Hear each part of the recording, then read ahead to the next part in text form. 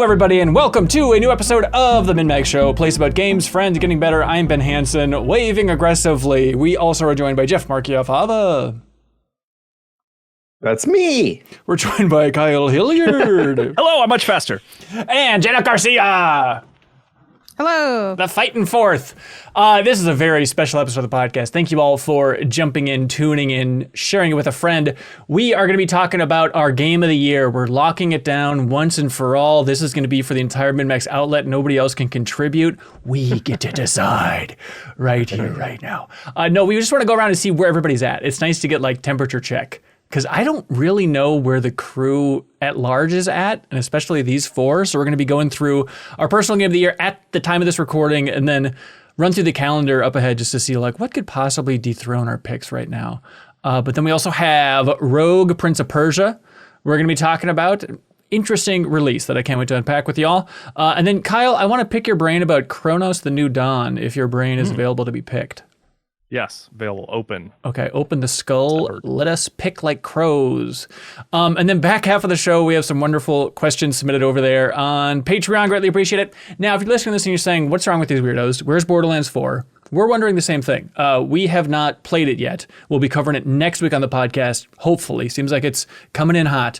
Also, if you're saying, what's wrong with these weirdos? Why aren't they talking about the big Nintendo Direct? We have not seen it yet. This is recorded on Wednesday. And so if you're Maybe desperate, listen to MinnMax faster, put it on the listener. Yeah, maybe you're right, yeah. If they're thinking, why aren't they talking about Nintendo when this comes out on Thursday? They got bigger issues to solve. But the Nintendo Direct hasn't happened yet. I know, but Jeff, with the analytics, a wide majority of people would listen to this after Friday, which is where it's not they don't all listen the minute it comes out. So the casuals, Be a is that who real we're fan. catering to? You're right, They probably don't even know what Nintendo is. Hey, all my real MinnMax fans know why we're not talking about Nintendo. But I know, we got Backstage Pass watching live now. They're the smart ones. that's true. Yeah. That's right. But if you're desperate for our takes on the Nintendo Direct announcements, check out MinnMax's YouTube channel, because we are doing a live reaction. So you can technically see us react and unpack it a little bit there. Then I'm sure we'll talk about it next week on the podcast as well. Kyle, what's your damn GOTY? Clair Obscur Expedition 33. Is that any waffling or pancaking inside of your soul on that one? No, not yet. Truly, it's such a unique, moving experience with combat that I loved so much. It's been a while since like a narrative RPG like that has been like, well, I have to. I mean, I was assigned the review, but there was like no way I wasn't seeing that game to the end once I started. Like, it's just such a strong, different kind of game that I loved it. And there are games that I've loved this year as well. I think Donkey Kong is my second. That's the question. But it's a pretty wide gap for me between Clair. It'd have to be something really special to dethrone Clair Obscur at this point. Yeah. Yeah, I think if you're a gambling person, which we don't recommend in any instance, I do think Clair Obscur Expedition 33 is probably the smart money for MinnMax's game of the year. I'm trying to think of where everybody's at. Like occasionally there's a Haley who's like, oh, I think something else topped my Clair Obscur love, which is surprising considering how hot she was on that game when it came out. But do you all think this is just going to be a lock and we can wrap up shop right now for our game of the year debate? Yeah, let's do it. Yeah, it's always good to save some time. Let's just do it. We're leaner, we're more agile. No, I think there are things that could overcome it. I mean, like, Sarah loved Blueprints so much, right? And there was a couple other people who really loved Blueprints, and which is another unique But I think game, a lot of people right? have kind of started to flip on Blueprints a little bit. There's a little Myself flipping. somewhat included. Because I was really into Blueprints despite it not being up my like genre alley particularly, but I really liked it. I thought it was really fun. I thought it was really like accessible to people outside the genre. I thought it was interesting. And then Clair Obscur came and I said, I'm gonna play that. And I'm like, this is great. And then Blueprints was like, it's over. I left my wife. And I'm like, who is this? Like, I don't remember this game. I was like, and then it kind of like, the foundation kind of started to give a bit where it's like, you know what, this RNG is kind of stopping me from progressing. It's like, okay. And then admittedly, I saw the end of the game. I won't spoil it. Like the credits. I know it's like, oh, you can keep playing. But I saw the credits of the game and I was like, because my fiance beat it. And I said, did this like mean anything to you? And he said, no. And I said, slay, I'm not going to finish this. Interesting. Maybe I'll finish it, but it's like it just didn't seem. I think if you got the juice, if you could squeeze the juice fast enough, it's a great drink of orange juice. I don't know. I'm doing this metaphor on the fly. Stay with me. But if you're taking too long, it's like, I don't really know if I'm thirsty anymore. I think I've kind of had my thirst satisfied by other games. That's kind of where I landed on Blueprints. And I think a lot of people did start to see the beefs as they went further on from just casual conversations with other Blueprintsers on here. I'm in similar boat, Janet. My wife and I, we played it together, which we don't do a lot lately. We don't play games together, but we got really into it and we saw credits and we finished it. But it's not even a lock for my top 10. I have a lot of qualms with that game. Qualm town. But it is, there's nothing like it really, which does take it a long way for a group like us that plays a lot of video games. You know, when something really stands out as new and different, that does take it a long way for sure. Yeah. Clair Obscur is also where I'm at, Kyle. It's also my game of the year, but we can unpack it more in our game of the year debate, which if you're new to MinnMax, thank you for being here. But at the end of the year, we have what we call the 210s, where we make a big list and debate for hours and hours and hours with the full MinnMax crew to finalize some would say top 20. We call it the 210s for the best games of the year and stuff. But for Clair Obscur, I love that game, but it's one of those where I'm not with a bullet. It's I really, really like that game a lot, but it's I'm open-minded. I'm very open-minded. There's a good chance that something could dethrone it later this year. Is anything that you've played already competing with it? If it's happened right now? Despelote is up there. Really? It really is. And I know I don't want to overhype that little indie game so much, but that just hit right time in my life, and just to have a little slice of life experience like that with just so many elements of the real world seeping into games, that is my hobby horse. That is my passion, is infusing more of reality into video games. And so Despelote is the best example of that I saw this year. And so there are strange moments at night where I wake up don't wake daddy from bed, and I say, maybe Despelote is my game of the year. Maybe I could do it. Your daddy though, in your house? Yeah, that's true. Just making sure that don't wake yourself. Maybe it's a God thing, how he's all our father. I don't know what's going on in Ben's mind at night as he's kind of fumbling through the hallway. Don't wake myself. It's kind of a dad thing in general, a God thing.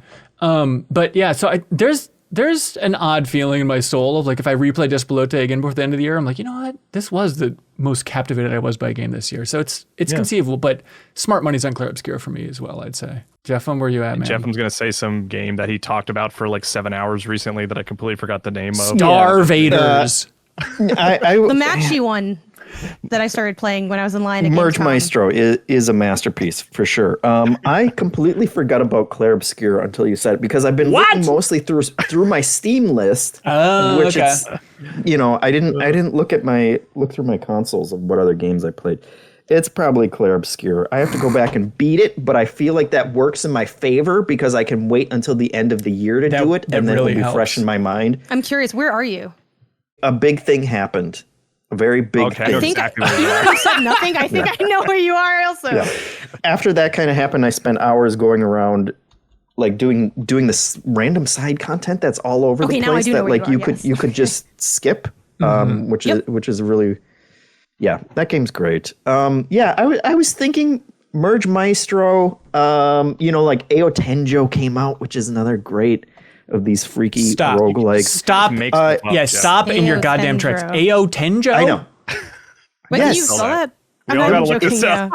It's the Mahjong Balatro. I screamed at you guys about it on one of the episodes. Yeah. It's great, but 15-second button for those sections, Jeff. How dare you? No. I figured. I'm sure you're not the only one. But I've been playing almost nothing but roguelikes, and I think that kind of works against all of them because they're all great. But there's not a They're Balatro only gonna let you get one free show through. Yeah. Well, there isn't anything as seismic as Balatro was. You're like a kid who has all the toys, and it's honey, you're gonna have to pick one favorite one to get on the 210s. Yeah, I guess so. So what's the lead for that? Because you said it's not Merge Maestro, it's not the other one. Arguing for 210s, personal, not what you think you can get on the list, you know? Like, what do you Okay, Yeah, what you bring to the table, yeah. Personally, it would be between Merge Maestro and Aotenjo right now. Man, I don't think I clocked your love of Aotenjo. I hate to say this. You never said how to spell it, if you don't mind just... Aotenjo. And there's a... Infinite hands. Infinite hands, yes, because you... Okay, thanks. It is true. Other, like, Dark Horse, the Roottrees Are Dead was amazing. I've been wanting to play that so much. It's so highly rated on Metacritic. Not that that's the end-all, be-all, but I've been wanting to get to that because I hear it's, like, kind of one of the narrative bangers of the year. Yeah. It is great. And like narrative, like puzzle banger as well. Just like the deduction, some of the best deduction I've ever seen in a video game. And all like self-led, like you will feel like a detective when you play that. And not like fun, you know, flashy noir kind of detective where you're doing real things. Like you're sitting at a computer poring over documents and trying to find the connections and like learning all of these people's lives and how they all interconnect. And it's unlike anything I've ever played. All right. Roottrees Are Dead is the name of that game, yeah. Yeah. The other obvious one right now is Silksong. And like I'm all over the place with liking that game, then hating that game, and I'm back on the upswing now.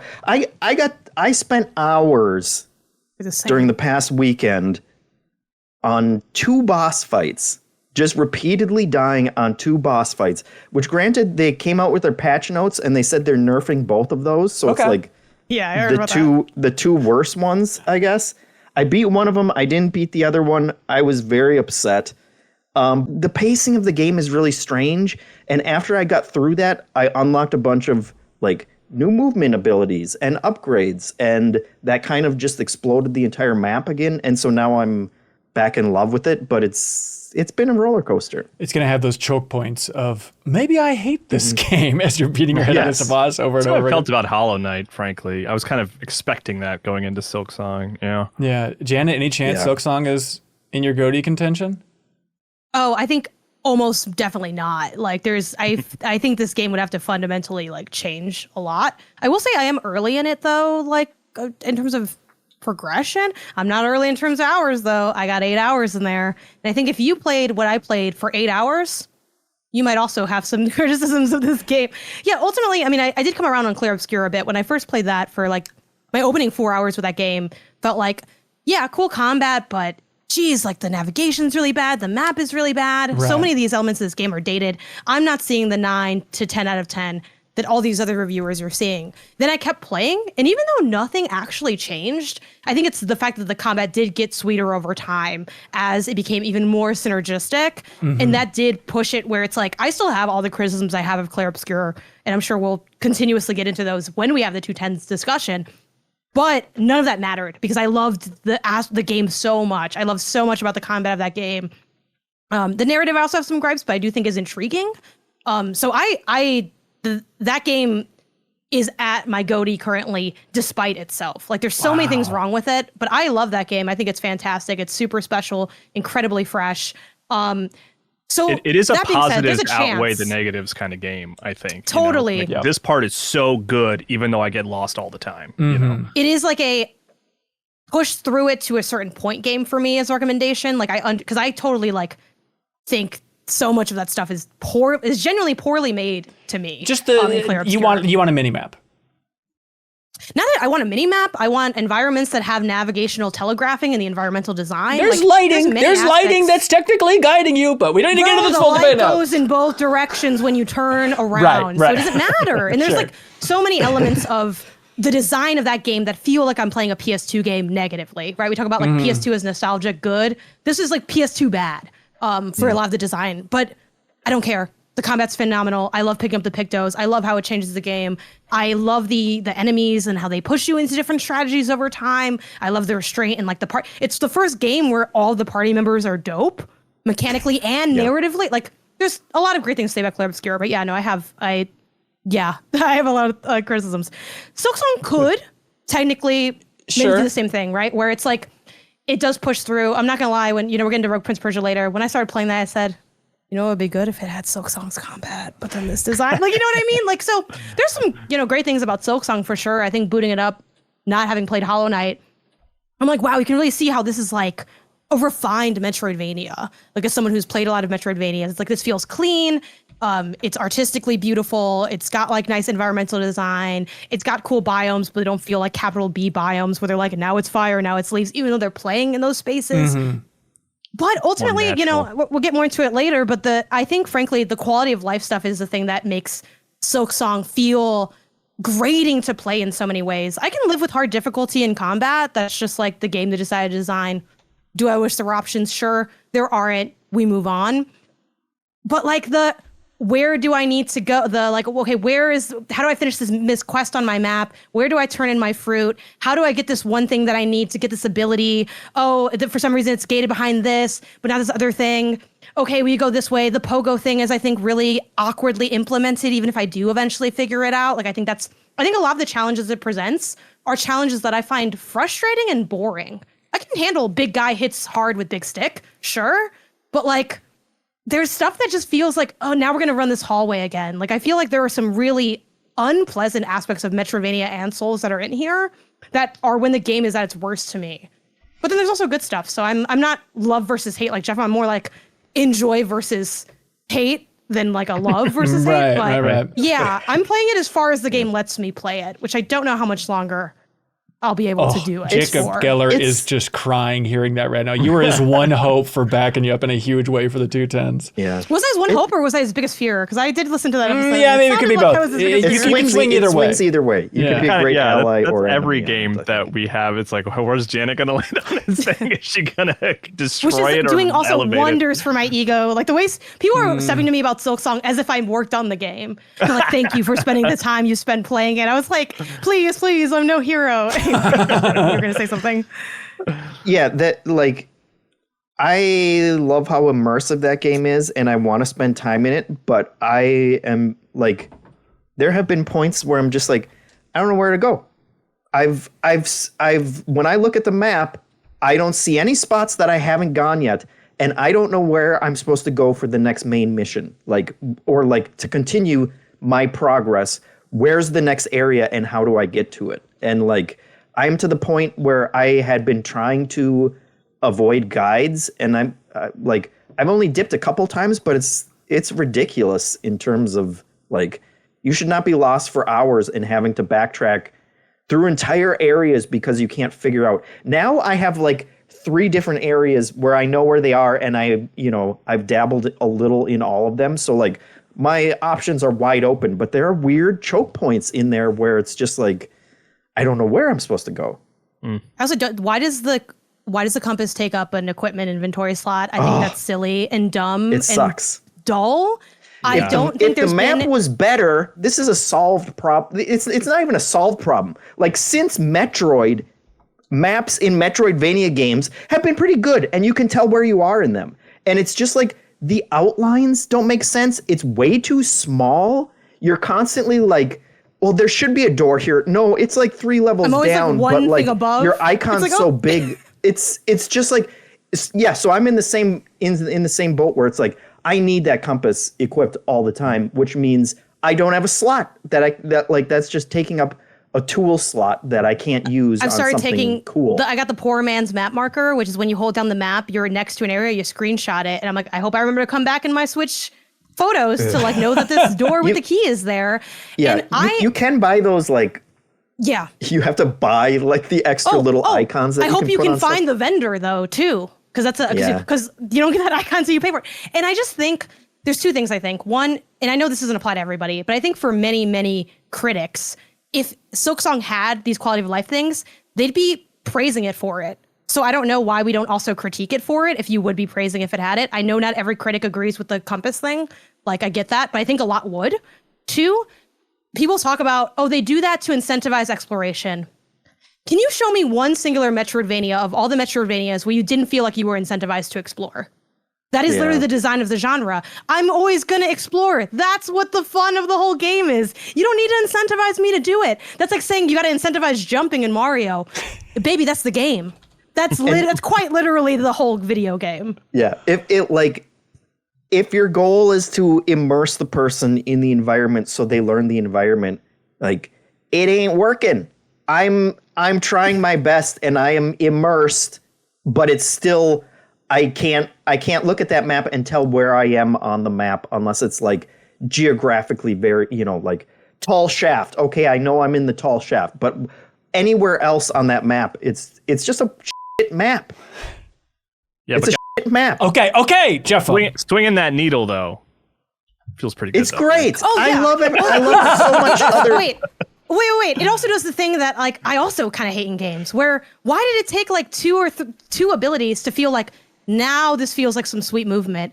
Can we start where the game is good in games? What if we just cut off the part that wasn't as interesting and just start interesting? Your game's already like 20, 40 hours. You have people that are going to play this for like 100, 200 hours. Like, let's give it some zip and pizzazz. Like personally for Metroidvania design, my least favorite structure is when I feel like you kind of made it suck so that you could give me stuff to unlock. They're like, well, we want to teach you about the currency. We want to make you buy the map. We want to make you buy this thing. I feel like nickel and dimed from the fun aspects of the experience. And like, sure, if you're like a savant, I guess you can just go through that and do that in a quick 2 hours and be in and out. But it makes like those opening aspects of slog. And I still do agree that like I played the beginning of Hollow Knight and the beginning of Hollow Knight is like terrible compared to the beginning of Silksong. Silksong starts way better than the beginning of Hollow Knight. It's like way more of a normal game in its feel and in its like layout. But yeah, like when I got Swift Step, I'm like, wow, now we might have a little something. Thank you. Like, can we like get some style and get some fun in like the action of what we have going on here? But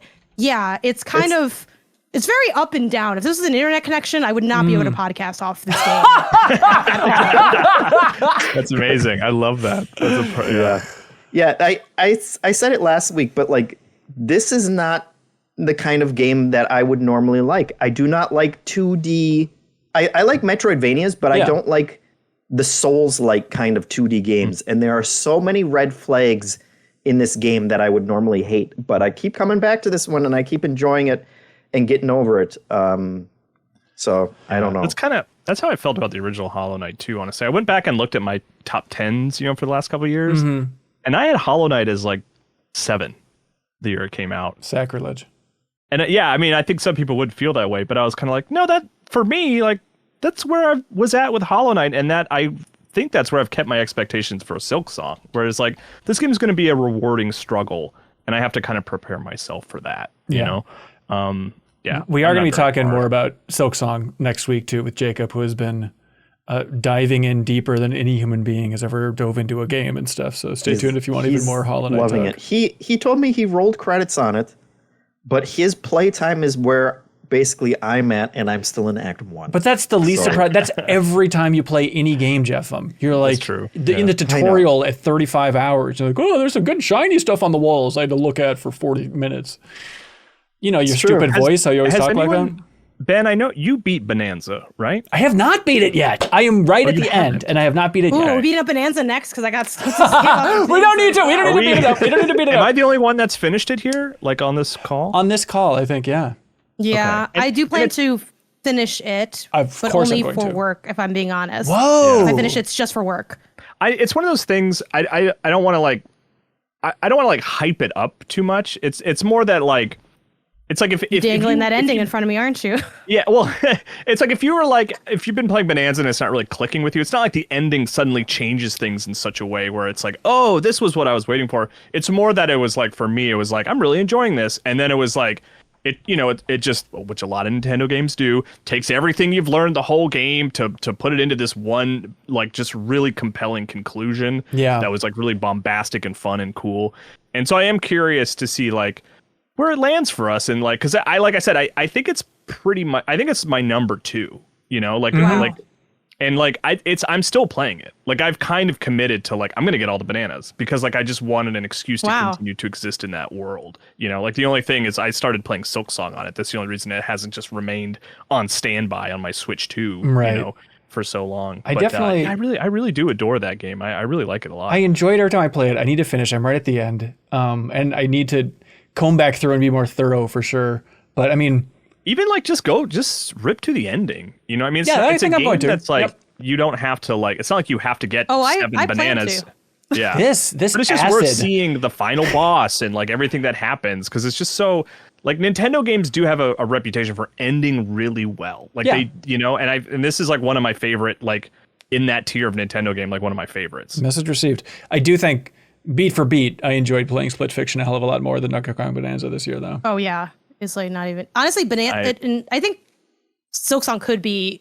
There's a world where it could end up in my top 10. I do think it'd be Kyle. I probably would just copy paste Hollow Knight over to this, like, because it is undoubtedly a good game, maybe even a great game. I just don't see that next tier that people place it at personally. But it's also not a big my taste of game because I don't like difficult combat at that level. So it's kind of like take it or leave it. For people that maybe don't play those games, my opinion's valuable. But for people who already are going to play those games, you've already beaten it while I've been complaining about it. So you're fine. It all evens out in the wash. But yeah, Bonanza, maybe things will change. Maybe I'll change in the next couple of weeks. I just really didn't really enjoy Probably it. not. Wow. So I think you're locked in. Neither did my You're locked fiance. in. We're going to go down to one save file and just finish it together. And we still haven't done that. And I'm like, we got to do that. It's like, it just didn't hit for me. Wow. I don't even think it's going to be on my top 10 like at all, or 20. I think it's a game I played this year. Wow. It stays. Yeah. This is going to be an interesting 2 10s for the full group. I have no idea which way it's going to go. But is there anything on the horizon? What are the contenders for you all for potential dethroners of where you're at? Well, should we also, do we want to nod to our 2 and 3, or do we want to go straight to the dethroners? We didn't really go around the table. Rapid fire, what were your 2s and 3s? Number 2, Keep Driving. Oh, okay. Super strong game. The narrative's incredible. If anyone listening, both at this company and on the internet, can play it for a little while, unless you hate narrative games, I don't think there's a reason that you shouldn't play this. Very special, super stylish, incredibly fun Resident Evil style inventory management, really dynamic stories that happen, a lot of heart, and an incredible soundtrack. I love it. Leo loves it. People who aren't the two of us also love it and exist out in the world. Please play it. I think it's really good. And then 3 is Split Fiction for me. Okay. All right. Good to know. Yeah, I fell off Split Fiction, but I really chalked that up to Stupidity? my partner that I was playing with is a 13-year-old girl who started middle school. So but I enjoyed what I played, and I want to see the ending. I've been avoiding the ending because similarly to Donkey Kong, I hear the ending is really special. So I do want to see that without having to just like look it up on YouTube or something. Yeah. Other contenders that are in your top 3? Anybody? I think I would put Delta for me personally, but like I kind of just chalk that up to nostalgia. I just love Metal Gear Solid 3 so much that to have a shiny new version of it that plays 20%, well, actually the percentage is probably a lot higher. It plays a lot better than the original with a lot of the additions and stuff like that. I just had so much fun revisiting that game. I had more fun with Delta than Death Stranding 2, a game that I also liked. You know? Yeah, I'm having a blast going through Metal Gear Solid Delta for the deepest dive for sure. But I think it was the headline for the Friends Per Second podcast, but they just called it Metal Gear Solid 3: Unreal Engine 5 edition. It's like, that is what it is. But like, it turns out that game makes me very happy to play and experience. But there's even like the little things, like the way camo is easier to equip now, like goes a long way in just making it a lot smoother. It's like they have a lot of little tweaks like that, which I really appreciate for sure. So what could dethrone where you all are at? Ghost of Yōtei is probably the biggest. Yeah,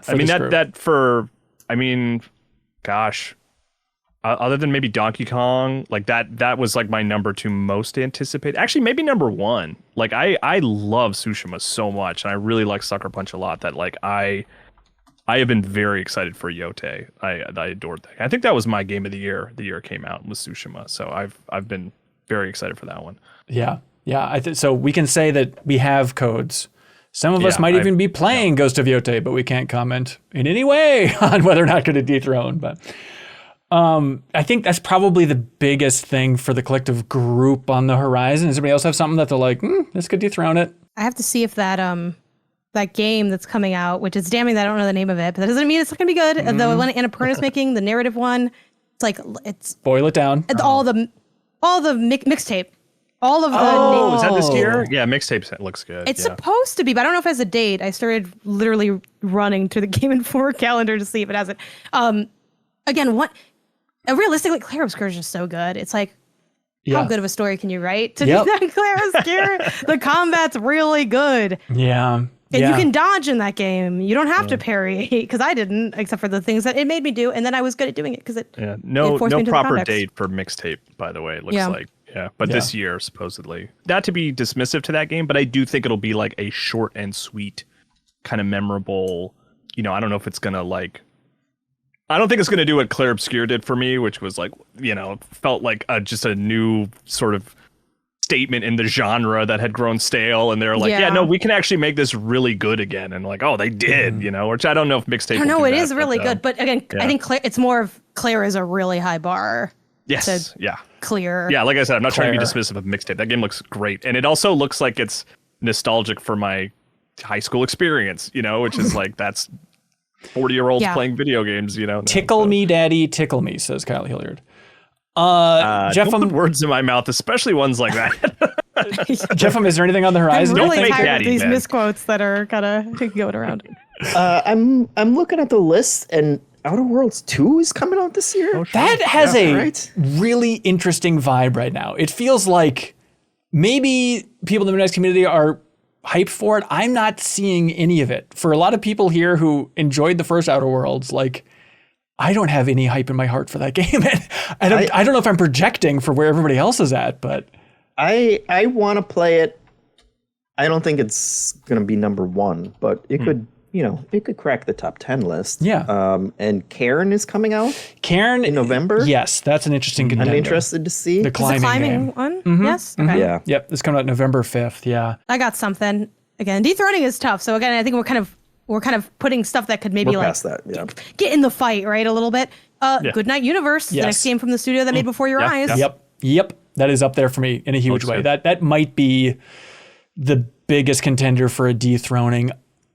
Tied with it is Lumines Are Rise. Based on how much I love that demo, like if that game just hits that tone and I just can go to a happy trance every time I play it, like Lumines Are Rise might top my list. Did you talked about it last week, but quickly, Ben, did that, because I feel like Lumines is you've always kind of kept it like arm's I've length, tried my best, you're like, yeah.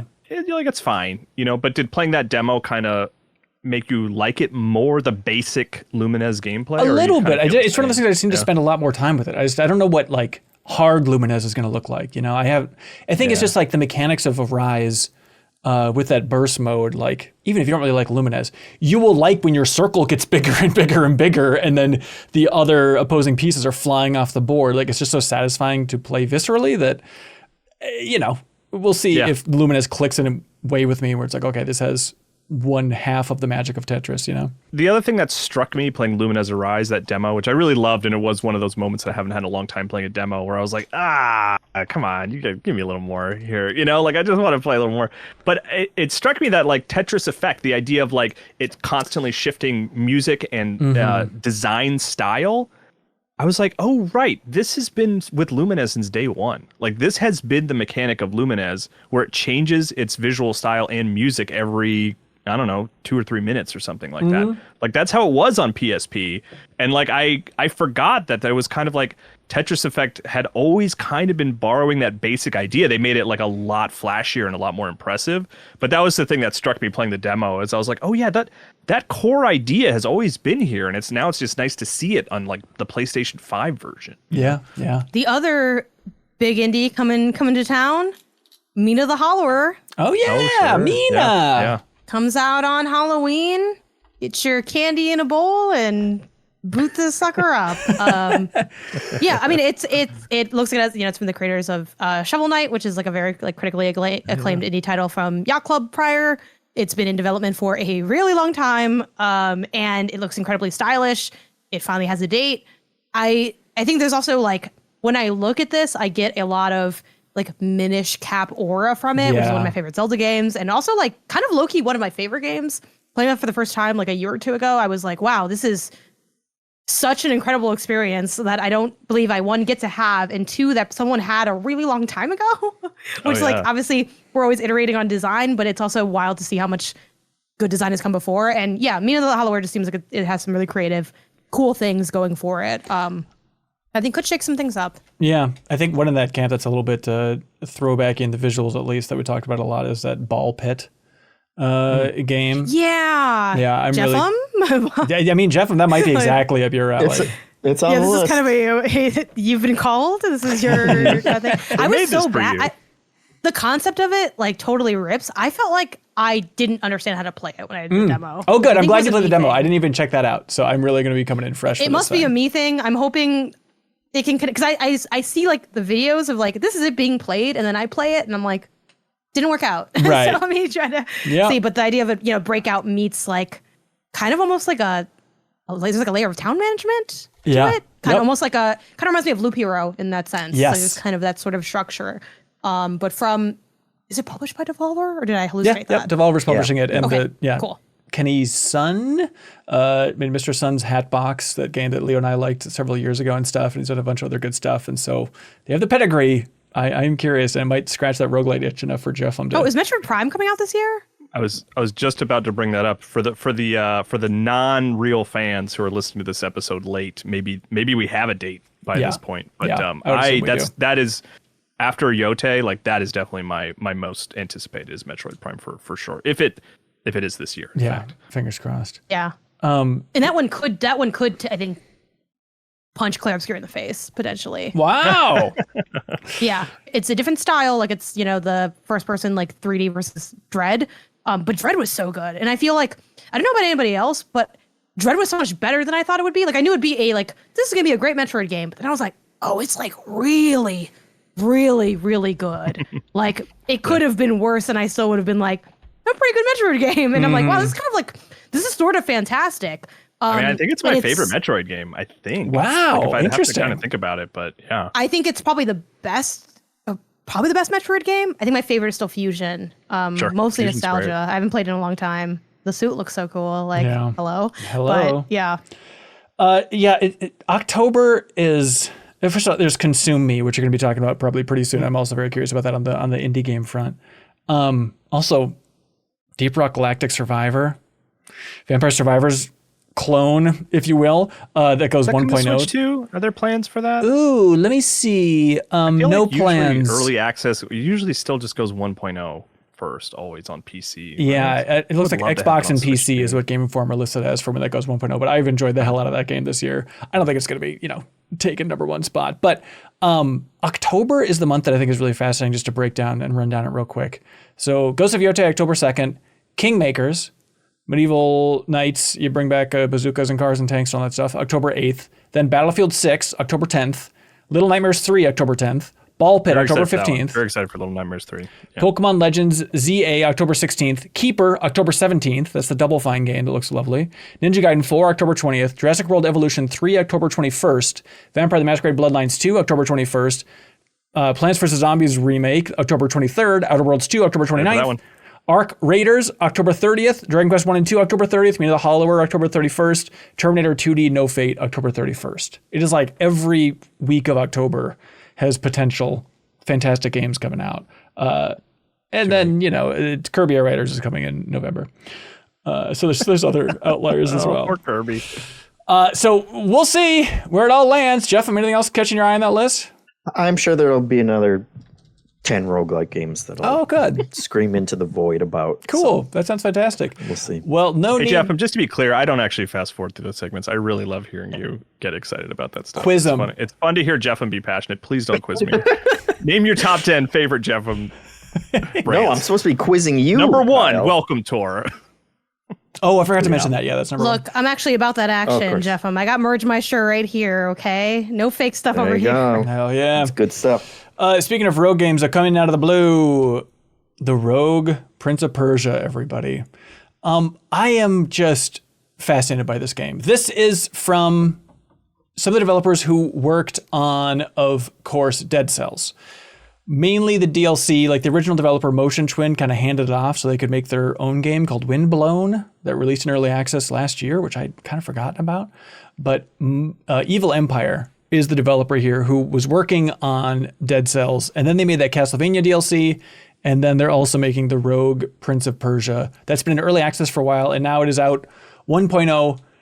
It just feels weird to me, Kyle. I don't know if we're just decaying old men, but there's a part of me that feels like a 2D rogue-based Prince of Persia game just officially released, and it is south of crickets.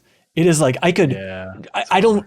Where are these people who are at least like, this is what we've kind of always wanted? Like, did Lost Crown just completely? They're still recovering from their Lost Crown hangover, I think. Yeah. Do you think that's what it is? It's like, well, that's scratch itch enough. Why would we ever need another 2D Prince of Persia? I mean, maybe 5 years from now, this would make a splash again. But it feels like. Remember, this is the worst comparison for dorks, but bear with me. Remember, like Solo, a Star Wars story came out, and it was like, I liked it. I thought it was fine. It was pretty good, right? But just.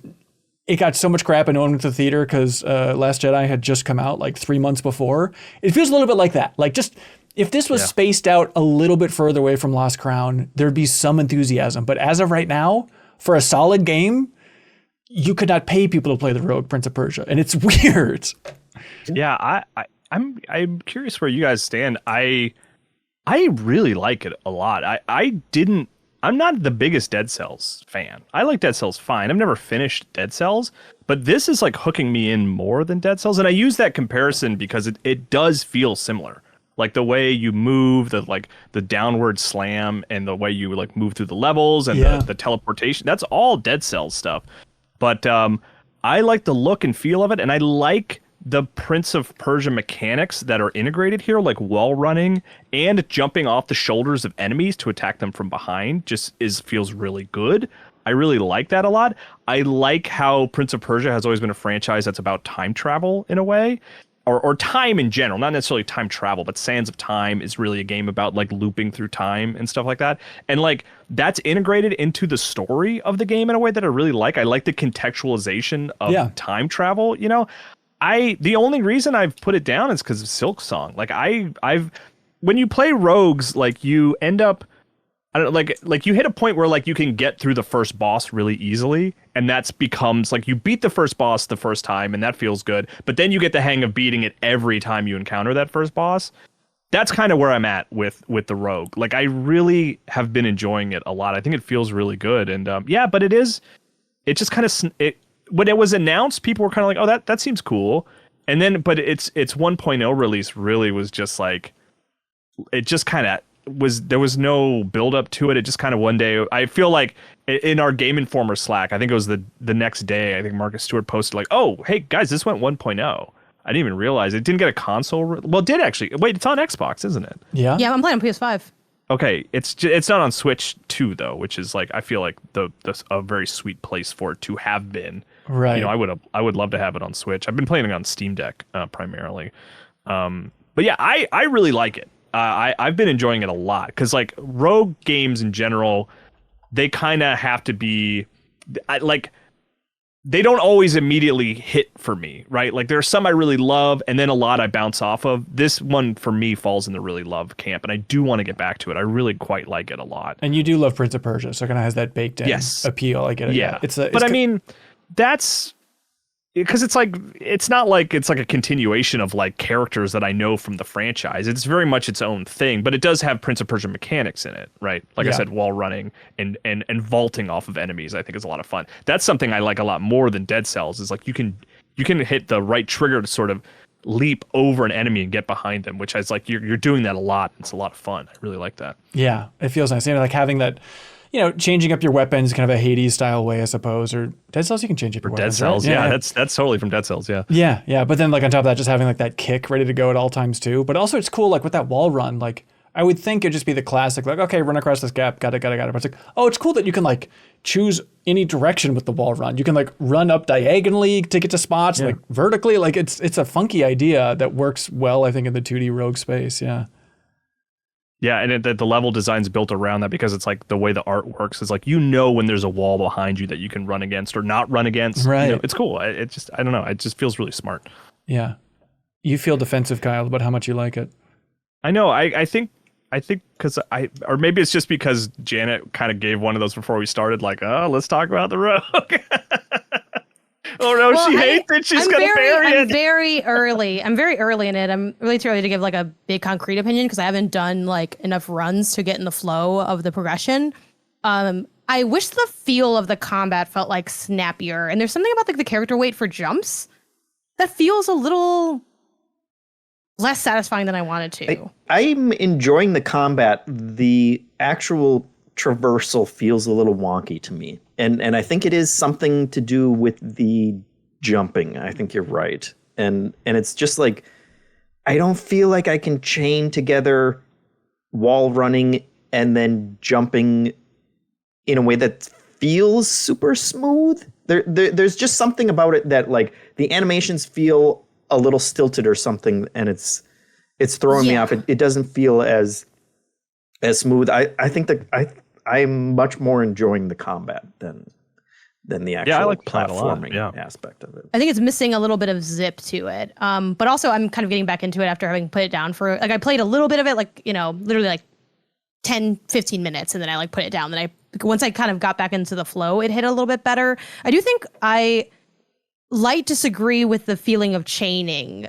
Jeff, I like the way things chain together because I think there's a lot of freedom and like options for being expressive in like your platforming because of how much it leans into like this kind of clambering aspect that you don't normally get in a platformer, because normally like the intrigue of a platformer is creating restriction for the player that forces you to like do certain movements. But here they're kind of like, you know what? Have fun with it. And then maybe they'll have some other parts that are like intensely platforming challenging, but it feels like the point of the platforming in this game, which is true of a lot of platformers, is not necessarily to challenge, but to like have fun and get creative. So the fact that you can like run up these walls and like even like the way you slide back down is very forgiving. And I think it's because they want you to feel like, hey, you're in a playground having fun. You can like leap around and, you know, explore and kind of use that to sort of lean into maybe creating more opportunistic combat moments. So I think that part works really well. I just kind of wish it had more of a zip to it. I want to go a bit more. Well, you got to fill your little lumbering. You got to fill your breath meter, and then you go faster. And then that's the appeal right there. I wonder if on a basic level, if I am just having more fun with the movement, it's just because I've played it more. I've just gotten the hang of it better. No, I do think it feels like it's going to get, and not to mention too, you also have skills and things. So it's worth doing this, the roguelite. I appreciate that optimism about my skills, Janet, but it's a skill tree, Kyle. One really funny thing I found, because as I was going back into this and I'm like, oh my God, what are the buttons? Not to mention like the idea of playing Silksong and this feels like a hell that I'm not going to step into. I'm going to wait until I give up or finish because the buttons are like, the movements are too similar, but the button inputs are too different.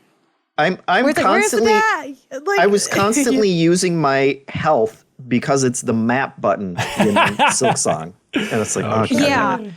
It's also left trigger is run and right trigger is like midair dash. And that took me a while. I don't know, maybe you guys had no problem with that at all. But I kept like thinking I was running, but I was actually dashing and doing the horizontal dash. But that's the thing too. I probably just need to be, you know, again, it's not like it's bad by any means. Like I think it seems like a really like solid game that has a lot of potential. I just have to spend more time with it. But it just wasn't like an instant like, oh my God, yes, like in the way that, you know, Lost Crown was for me. Well, you know what wasn't oh my God, yes, was the soundtrack to Rogue Prince of Persia. I think the soundtrack freaking rules. Oh, really? It's good. Yeah. You don't like the soundtrack to the Rogue Prince of Persia? I like it. Wow. I like the menu. I thought the menu music was good, but there was a point where I was like, I don't know. I have to look at it more. I don't want to be too soak it in a bit. Soak it in the sands, please. But real quick, one thing I think we have to talk about, because I thought this was really like kind of funny, is I went to the tutorials to be like, oh yeah, what are the button input? Let me refresh myself on the movements. And the first thing they have is roguelite. What is that? And then you hover over it and it says, the Rogue Prince of Persia is what we call a roguelite. It's a specific kind of action game in which you have to try repeatedly to reach the end of the game. These attempts are called runs. It is expected to be difficult and challenging games, but using currencies such as the soul cinders and skill points to unlock new items and abilities, combined with your own growing experiences, you'll find the game soon more accessible and will be able to enjoy all it has to offer. And it's like, wow, it's like not common for you to have like a definition of the genre of the game in the game's tutorials. And I think that kind of also speaks to maybe the like Ben, you kind of opened up with, this is kind of weird, right? This game's definitely not bad, right? None of us have said like, oh, this kind of sucks. It's a Prince of Persia game.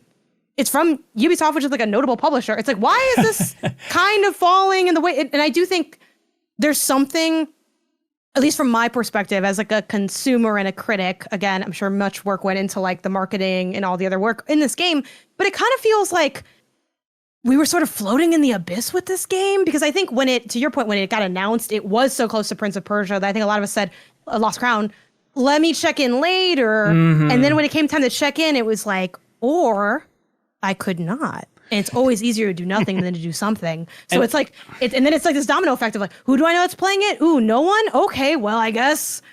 And I think also like, it's not a hell yes yet. It's like, oh, it's good. But it's like, what's going to grab me by the wrists and pull me into this game? Well, like Lost Crown, maybe didn't sell like, great. I know they freaking disbanded the team across Ubisoft, which I think kind of sucks because I think that game is incredible.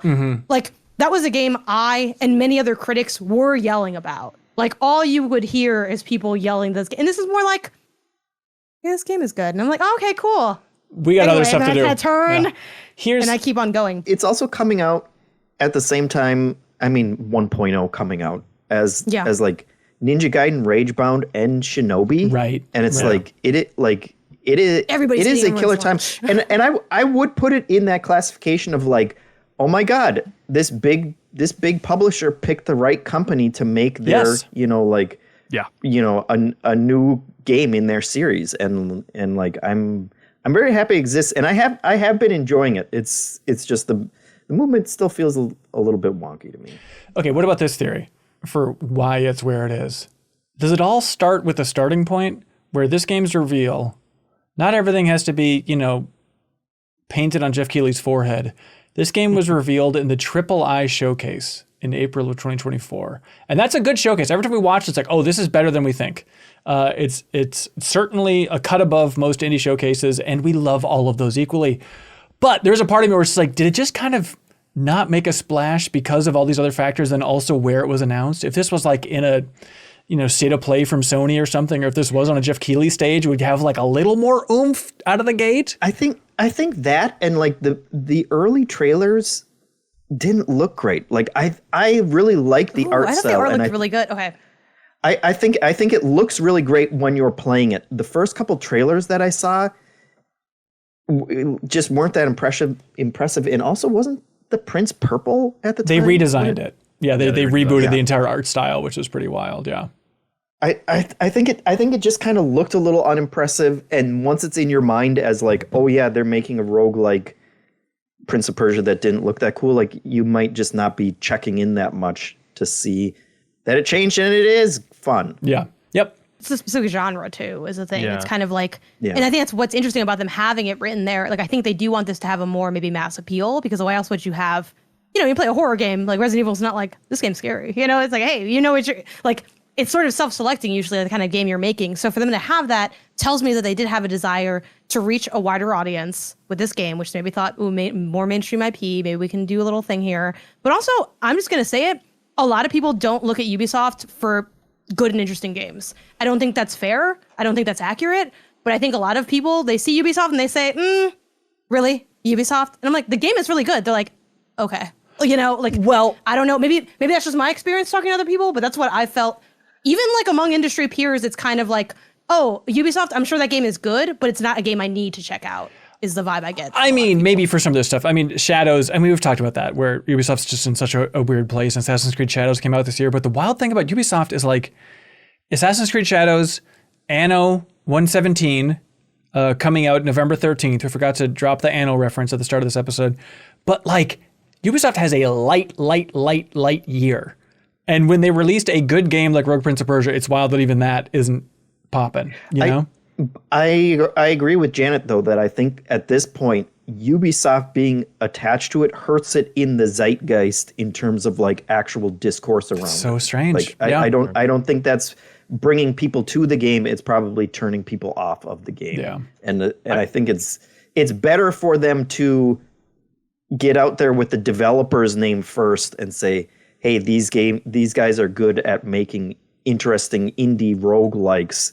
Please check it out. I really don't even think of it as a Ubisoft game. I kind of, when you guys were talking about it, you're like, Ubisoft. I was like, oh right, yeah, they are publishing this. Because I just think of it as the new game from the Dead Cells people who have a license that I like. I am happy for you, Kyle. I don't know how many other people are out there when they see Prince of Persia, if they're thinking Dead Cells first, the Dead Cells team first versus just Ubisoft. That's what I wrote in my preview when they announced it. Why didn't everyone just?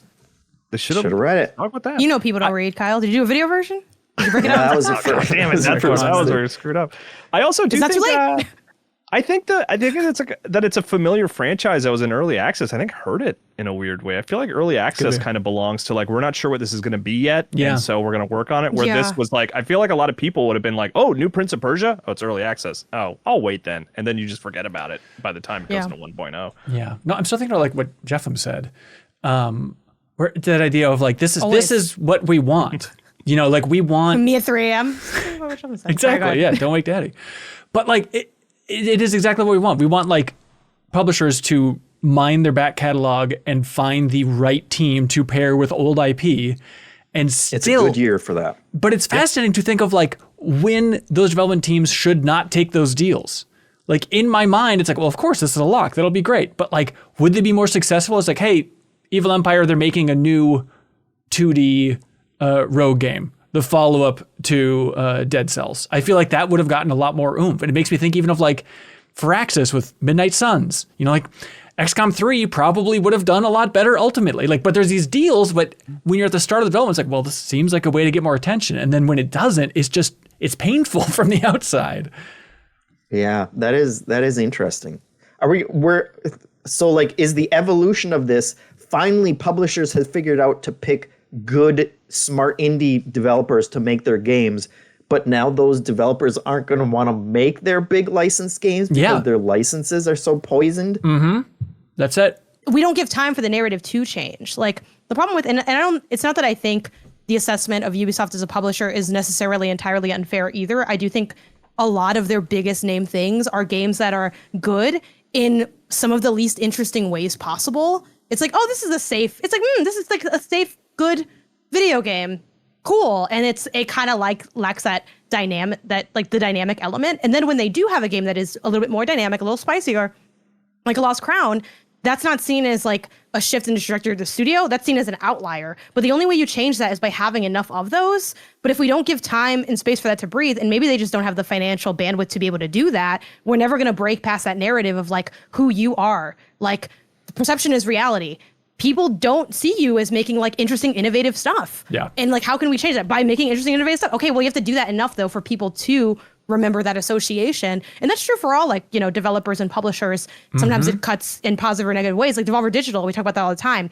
We know them as like the kids in the back of the class with drawing on their paper and drawing on the desk, but they actually publish a lot of games that don't have a Devolver Digital aesthetic at all. Now they kind of get away with it because we kind of, you know, like we don't hold it against them when they do stuff. They're just kind of like, oh, this is weird. It's a Devolver game. But if you actually looked, it's not weird. They publish a lot of stuff that isn't Cult of the Lamb kind of energy, but they're known for that energy. So it's kind of this weird, you know, spot to be at. I mean, I remember when Alana was here, we talked at length about Ubisoft and the kind of rough situation that they sort of find themselves in general. But yeah, that kind of feels like this feels like another layer to that a bit. It makes me think of like EA a couple years ago even, where it's like EA, easy to poo-poo, just be like, okay, Madden, FIFA, what else we got going on here? They got their beats that they're hitting. EFC? Okay, sorry. Completely different.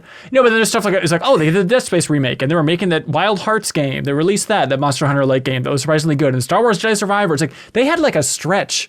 You know, It Takes Two, Split Fiction. It's like there are pockets where publishers are like trying to make a new narrative, but like, still, EA's EA, f them. You know, it's always like that tone. But it's like, if you just look closely, every once in a while, it's like they're trying to move in a slightly different direction and put out some hits. If you look closely past the you know, like 3 IPs that they release every single year for like dozens and dozens, you can see this other little avenue. Like that, I think that speaks to what Janet's saying, that like if you can do one new thing and then you just cement it with the other 3 games that are your main franchises that you milk every year. Yeah. And it's not going to change.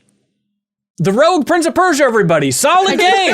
Solid game. It was fun. Go try it. And me and Jeff, I feel like just haven't played quite enough. Like it seems fun. And I will say I'm excited about the fact that this is a light that has like a progressional through line, because I kind of need that to pair. So we'll see. Yeah, but it's tough competition right now. Why do these all come out at once?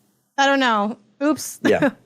But there's like that whole mind map aspect to it, which is really cool, where it's like you're filling out the story from one run to the next, and like drawing all these different tangents. They have like different little missions. Like I found my brother and the guy got him out of a prison cell and stuff. And like one thing we didn't really talk, because I know we got kind of sidetracked, but I really, really like the contextualization of rogue mechanics. Like I like that it's like built into the story and there's like a location where people go and he kind of has to explain why he's able to like relive this single day over and over. And I like the emotional side of it, of being like the day that the Huns invaded his home, like that's the day that he's reliving over and over and trying to save his family. Like I think all that stuff is cool. Like I want to see it to the end because of that, you know? Yeah. Kyle, there's a game that Jacob played a little bit, but we need your expertise on Cronos: The New Dawn. Janet, I remember you played the preview of this. We talked about it in the studio together and stuff like that, so we don't need to belabor it too much. But Kyle, you played through Cronos: The New Dawn, the horror game from Bloober Team, and you gave it a 7.75 over at Game Informer. Yes? Yeah. Which is like, I think my headline is solid, like solid survival horror. It's my preview was right. Do you like 12 Monkeys, Ben? Is that a movie? No, not 12 Monkeys, man. Okay. I saw you. I wasn't super interested in Cronos, and when you dropped the 12 Monkeys reference, Kyle, I was like, I gotta check this out. It feels very 12 Monkeys in a complimentary way, because that movie has a very specific eerie style and like a cool setup, which is what it's the same as Cronos. And there was a disease that like ripped apart the world in the 80s, and like it takes place in the future, and you're a time traveler who is like constantly going back in time to find little snippets of what happened and how to maybe prevent things, which is like a really cool premise. Like I like that idea, but ultimately like by the end it didn't really execute it in a super compelling way. Like I didn't really find the ending super like emotionally satisfying or anything like that. Yeah. But I do think it is like a very solid survival horror game. Like it is balanced well, mechanically it works well. Like even if the story doesn't like totally work for me, like it is a good game for counting your bullets and making decisions about your inventory.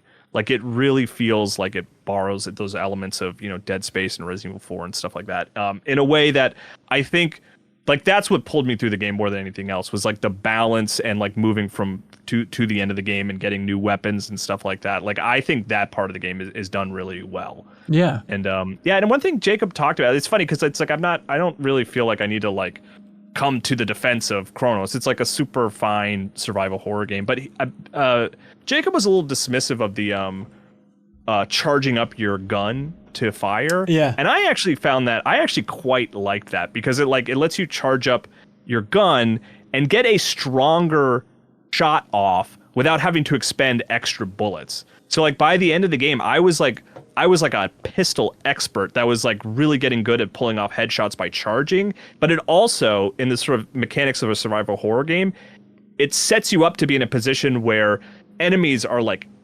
crawling towards you, and you're just like hoping that you can charge off that shot at the last second. And I've had a lot of moments where like just as it was about to get me, I like fired off that supercharged pistol shot, and that feels really good. And then you get the shotgun, and that feels even better. And I also like it because it's simple.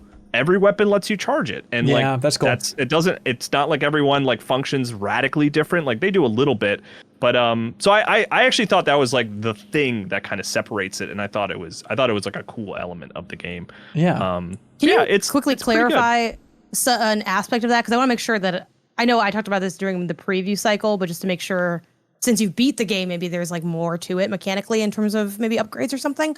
The way the charge functions, once it hits max, it automatically fires. Yes.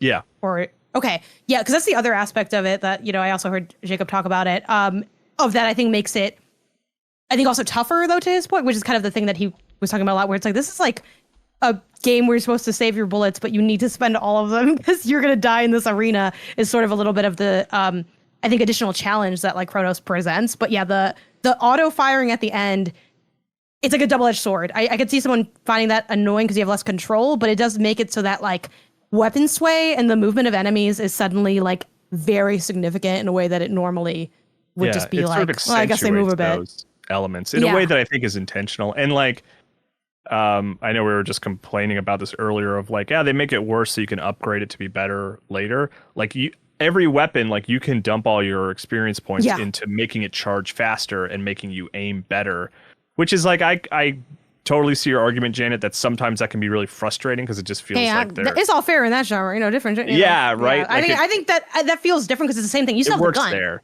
Yeah. Like you already have that. You're just making a thing you have better.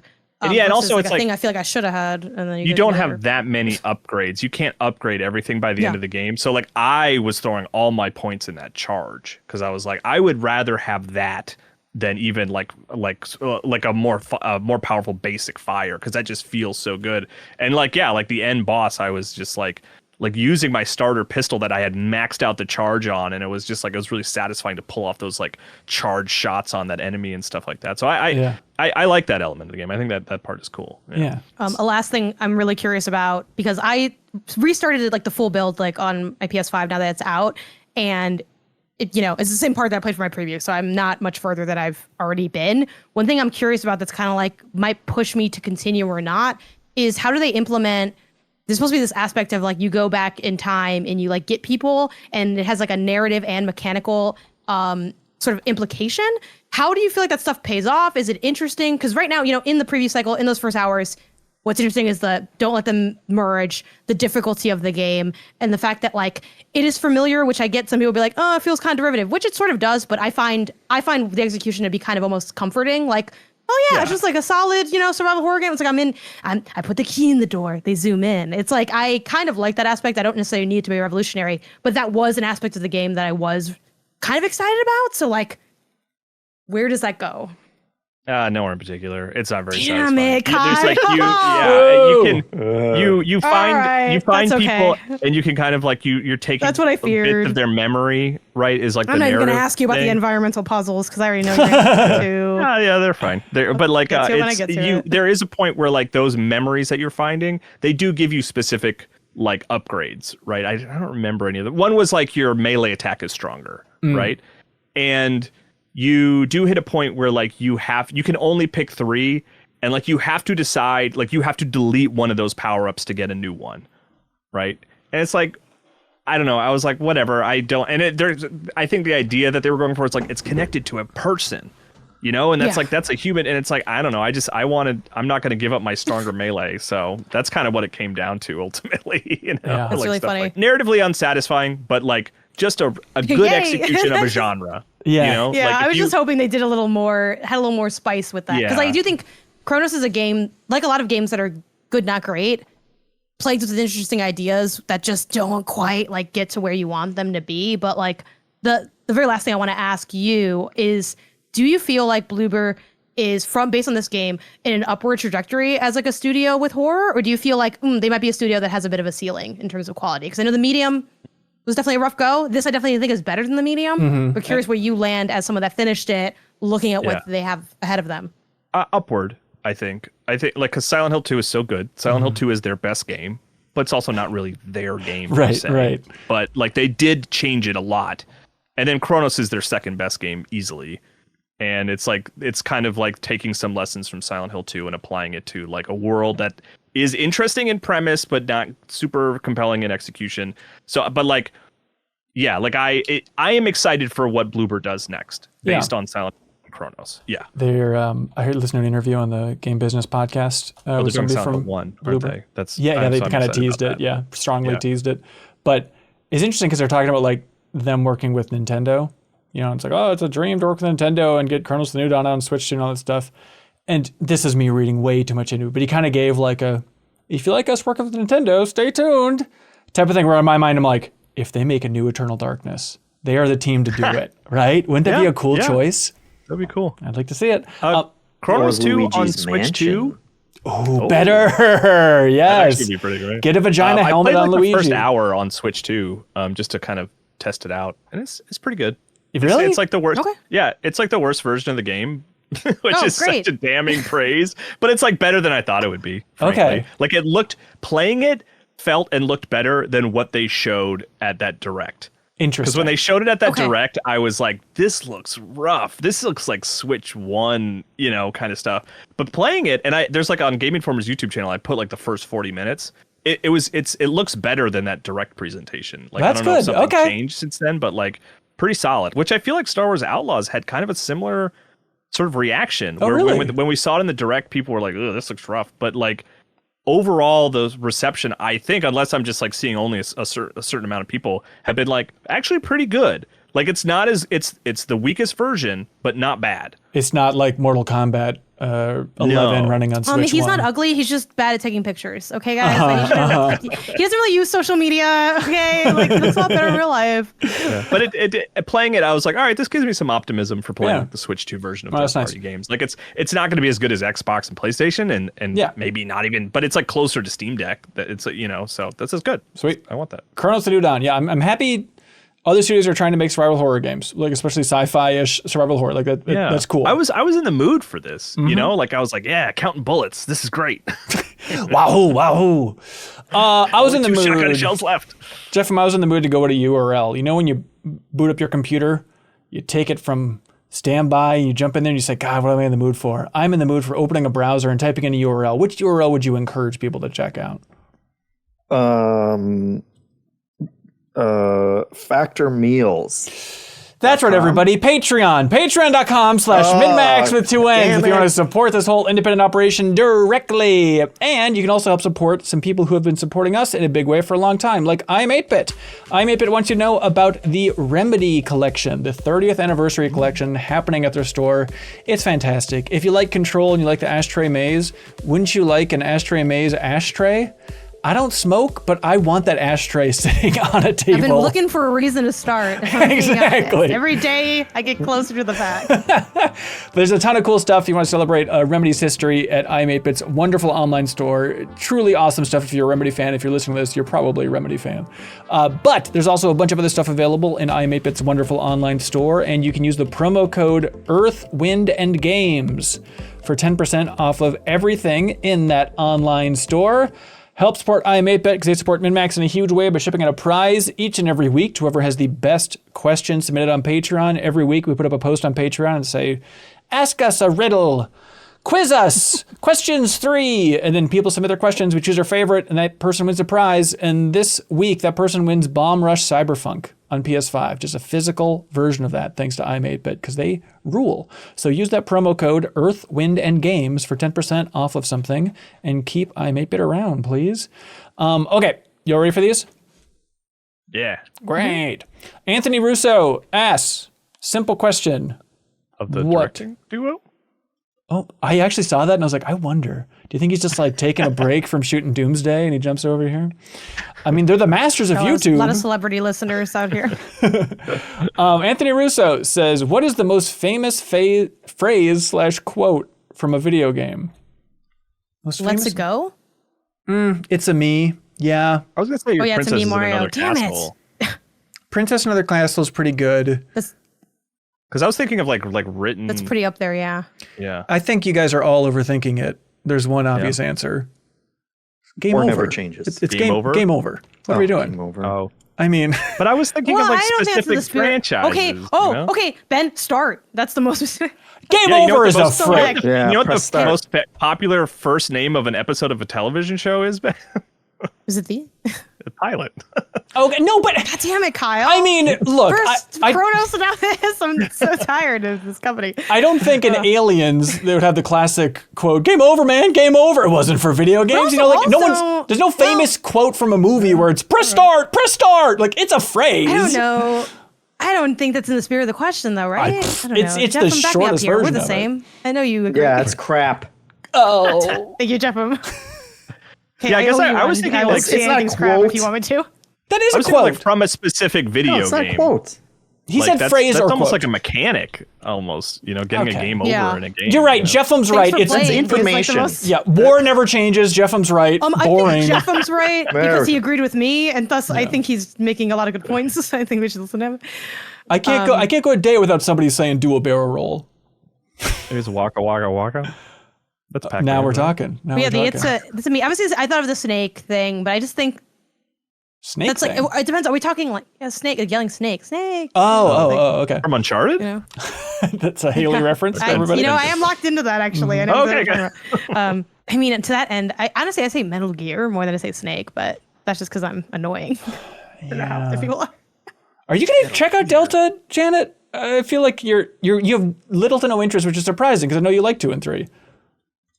Yeah, it's just that like only so much time. Old game old. You know, it's like the conversation's been had. Though everyone should listen to Deepest Dive, though, to be clear. And also Haley's stream is awesome. I have played 2 and 3, and I never played 1. I didn't do 4 or 5. I want to go back and do. When I go back and run through them, I think that'd be a good time to just hit up the new 3. Yeah. But I'm not like running over to. I'm behind on so many things. With no judgment here. No judgment here. Running over there. Orange Wedge. The answer is all your base are belong to us. Thank you, Anthony Russo. Orange I also Wedge. think the press F to pay respects is that's good. It's a more recent one. That's good. Yeah, that's good. It's so funny. More recent one from 2013, but technically, yeah. It's recent if you're kind of old. Like, I think that's how it works. That was like 10 years ago, right? Oh, actually, it's almost. That's not bad. That's not bad. Yeah. It's 12. I'll take that. I was just thinking about Advanced Warfare because I remember when we did the cover story at Game Informer, like we're talking to PR ahead of time after it was all locked in. It's like, hey, we're doing the new Call of Duty on the cover story. And we got on a call with PR.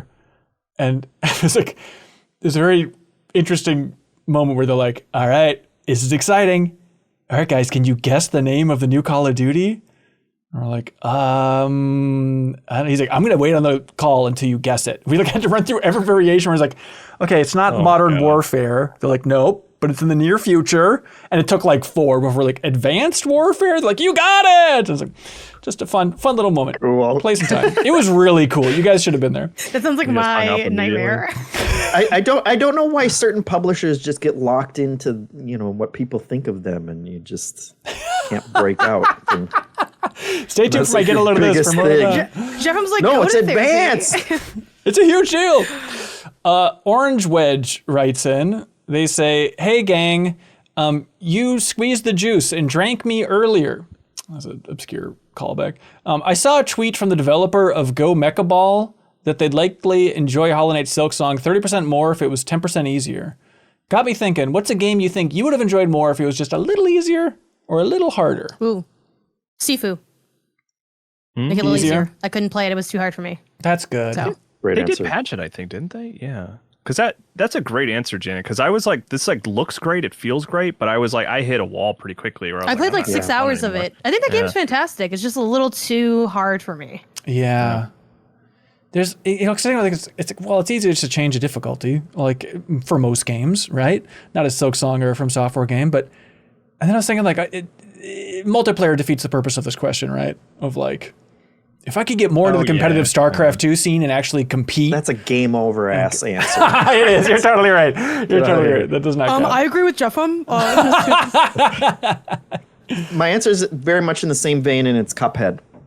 Yeah. God damn it, I wanted to play that game, and it was just brutal. Pain in the butt. I couldn't. I would be totally fine with the Souls game genre, like lowering difficulty, because like the thing that I enjoy about those games is like being in that world and exploring. Like even like the early Dark Souls. Like I just like those worlds and moving around in the design of those worlds. Like I could kind of take or leave like the insane challenge. Like this is like, wow, this is heresy. Mm-hmm. But like I would be excited for a Dark Souls that like didn't have bosses. Because like heresy. Sometimes like you're like, I'm having so much fun exploring, and then like I just hit a brick wall and I stop having fun for 2 hours until I break through that wall, And like I know that is not what most people like about From games and Souls games, but like I just like like my favorite, like that's why I like Elden Ring so much, because it's all about like the design and the layout of that world and like weaving your way through it, and like so yeah, I would be okay with those difficulty levels coming down just to appreciate the sort of gothic world. What would happen if there weren't bosses? You just walk around. Not my problem. I don't know. Okay. Hang out. You like number go up. Also, chat informed me that there actually was some type of update that dropped that added difficulty modes to Sifu. So they're like, oh, you can do that now, but it's just too late. Yeah, chat's right though, Kyle. The game you're describing From Software is just the Durethane VR game. If you want a From Software game. The game that I do like. Hey, okay. I'm actually the only person that beat that game. You're always bragging about that. Oh, I always brag about it. Find me someone else who beat Durethane. Yeah, no one else is with you, How Kyle. much time are you going to give me? You're the only person I know who like beats VR games, I think. Because it's like, wait. I'm going to post. I'll post on my Blue Sky. I'll tell you if anyone answers. Uh-oh. I would actually. There's no way. I did that. The world of that game is really cool, and like you actually leave the school at a certain point. It's really surprising, and you're exploring outside. It's cool. Okay, you're I'm stuck going in to a say reply to this if you have beaten Duracinae. Thanks. Make sure you get the tilde over the C. It's very important. It's Yōtei level. It's too late. Important. It's already sent. It's there with Sifu. I can't take it back. I got to go reply to it and say me. Oh my god. Yeah, can you boost my engagement? Jeff, can you repost my post? Okay, go ahead. Hugo Sinclair writes in, says, "Hey crew, last week I was listening to the audio version of the podcast and when Haley used the phrase MinnMax, look, they said phrase MinnMax, so game over counts. Anyways, when Haley used the phrase MinnMax, Ben made a slurping sound so unpleasant that I dare not go near the video version to see how it manifested visually. You got to see it. It's really cool, actually. But Hugo asks, what do you all think is the most horrifying and unpleasant sound? Yeah, you made it at the beginning. Cat. Sorry. I made it in the beginning. Yeah, Ben threw up at the beginning of this as a cat. Cat vomiting. Nothing like jolts me out of bed faster than just that noise happening down the hallway. It should be an iPhone alarm option. Like it wakes me up immediately. And it's like the hacking. Yeah. Ugh. And some cats, they let you know it's about to happen because they go, wow, wow, wow, wow, wow, wow. And then it's terrible. Oh. The last time my cat threw up, which actually my cat doesn't throw up very often. I learned this is like novel for a cat. Apparently cats are always throwing up. My cat doesn't throw up very often. But I heard him about to like gag and I was like, oh wait, I think I'm gonna catch it in time. He's about to throw up. And I slid a napkin in front of him just to kind of make the cleanup a little easier. And it worked. Smart. Like kind of high pitched like nails on a chalkboard kind of thing, or like a squeak or like a like it's like that gets me every time. It's like, oh, it's so unpleasant to hear. Yep, I'm with you. The same as like forks, knives on a plate. Like, yes. I cannot do it. It freaks me out so much. Oh my God, just talking about it is like... Sorry for talking about everybody. Sorry for talking about it. I can't imagine being a person that doesn't affect you at all. Can you imagine living your life like that? That's most people, I think. That's me. The plates don't affect me, but the nails on the chalkboard do. And I wonder what the difference is. It's the same category in my mind. It is. Yeah. That's weird. I don't know. Yeah, if Quint got their attention in Jaws just by scraping a little fork on a plate instead of scratching on the chalkboard. Yeah, he was just eating a sausage, and then everyone looks over. That happened 15 minutes before. They didn't put that in. Oh, he was yeah, just yeah, eating yeah. a sausage and was like, what? Y'all know me. You know I like eating sausage on a plate. For some reason, this is a very me specific thing. I hate knuckle cracking. I know it's gonna make you go ahead. You guys want to crack your knuckles. I know everyone wants to do it. I love it. But it's weird because I don't mind, like, I crack my back all the time. I don't mind that. I don't even mind, I individually will crack my fingers. Like, I'll slide my hand over and crack. But, like, oh, well, that's weird. The act of all of them at once. So good. Something about the layer of crunch upsets me, like, on a visceral level. Jeff used to do that all the time, right before he beat up on a nerd. It's my one weakness, guys. No, just... And there were a lot of them in the GI office. Yeah, he kicked our butts every day, cracking his knuckles. Unsupreme has a better question. No offense, Hugo, but one that's better to talk about without being horrified, I guess is a better way to phrase that. Unsupreme says, MinnMax, everyone, please do your best vocal impression of the PS2 startup sound. Oh boy. Dun, But then there's like a little whisper at the end. So it's like, yeah, it's like, bow. I can't hear it, but I think I'm can missing a see piece, it. but I can see the blue pillars in the smoke. Yeah, just put right? that in your mouth, and then you'll make the sound, I think. Jeff, you got a stab? Bong shoo wee. Oh my God, are we playing PS2 I've right never now? turned a PS2 on, so I have no idea what. Shut up. What you're talking about. Are you serious? No. What are you talking I never about? Had a PS2. Why not? What are you talking about? What are you doing the rest of the day? I had Xboxes before then. You're telling me for 10 years a Game PS3 Informer was the first PlayStation that I've ever owned. Yeah, and I never. Tell your kids. Surprisingly, they never had the guy who. Surprisingly, they never had the guy who never played a PlayStation or PlayStation 2 game do a lot of PlayStation 2 content at Game Informer. certainly for replay or something. That's so sad, Jeffem. You have to. It's such a beautiful Go console. hook one up. Yeah, hook one up, man. Hook one up. I think Yeah. it'd be a great use of your free will to just get a PS2. Expensive to the company. It's a work expense. Expensive to the company. Yeah, What is sure. it? $50? Waste of money. You just find one outside. How much is one PlayStation 2 could it cost? $10? Yeah, exactly. Kyle, here's your sound for Kelsey. you.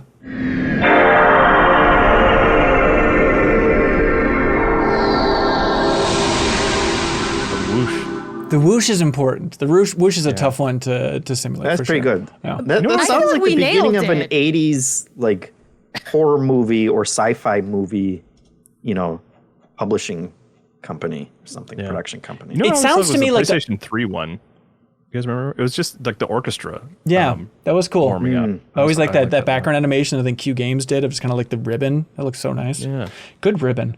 That was. I liked back when the color would change every month. It felt like I knew time was passing. I missed that. Yeah. There's no greater like disconnect between like the beauty of that boot up and the background of the PS3 versus playing PS3 games with that controller that weighs 0.2 pounds and then just watching it, the update bar go like PS3 is so clunky in a lot of ways, but like it feels classy around the edges.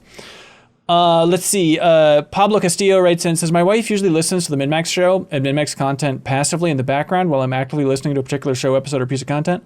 When she has a question or comment about anybody on it, she'll refer to them as Jeffem.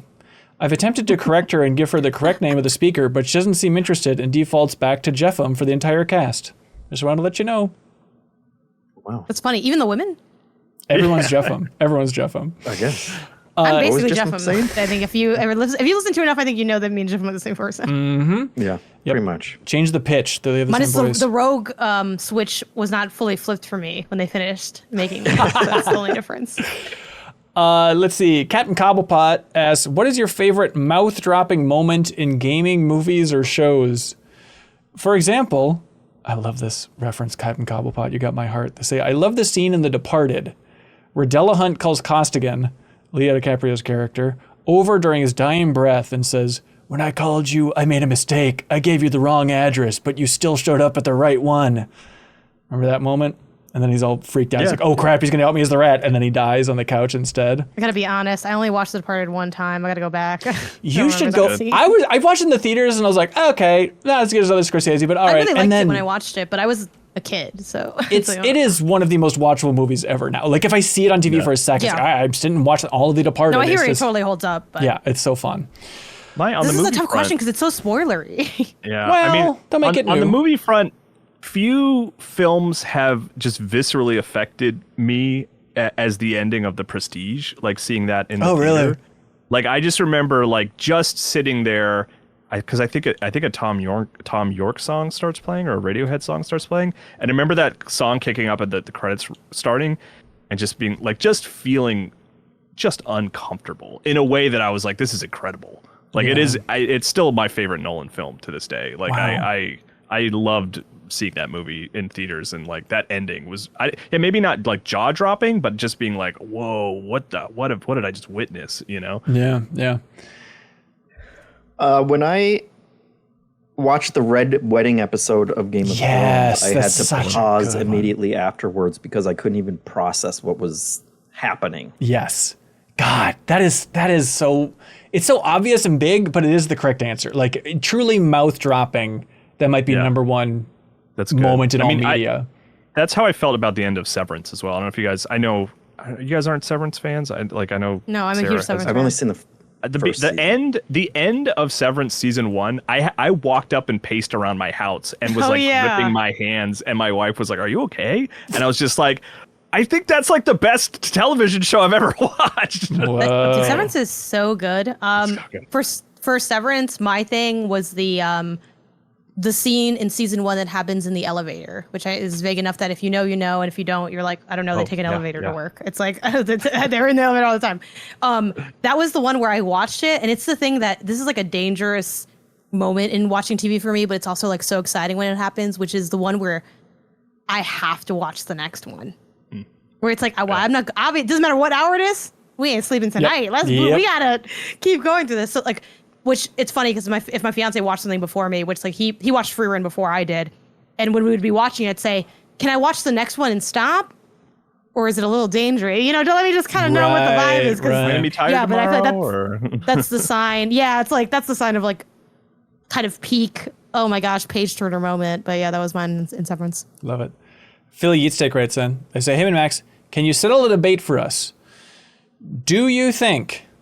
I like the idea of this friend group or couple being torn apart by this debate, but okay. Do you think it's possible that Disney has made more money with the character of Stitch than they have with Mickey Mouse?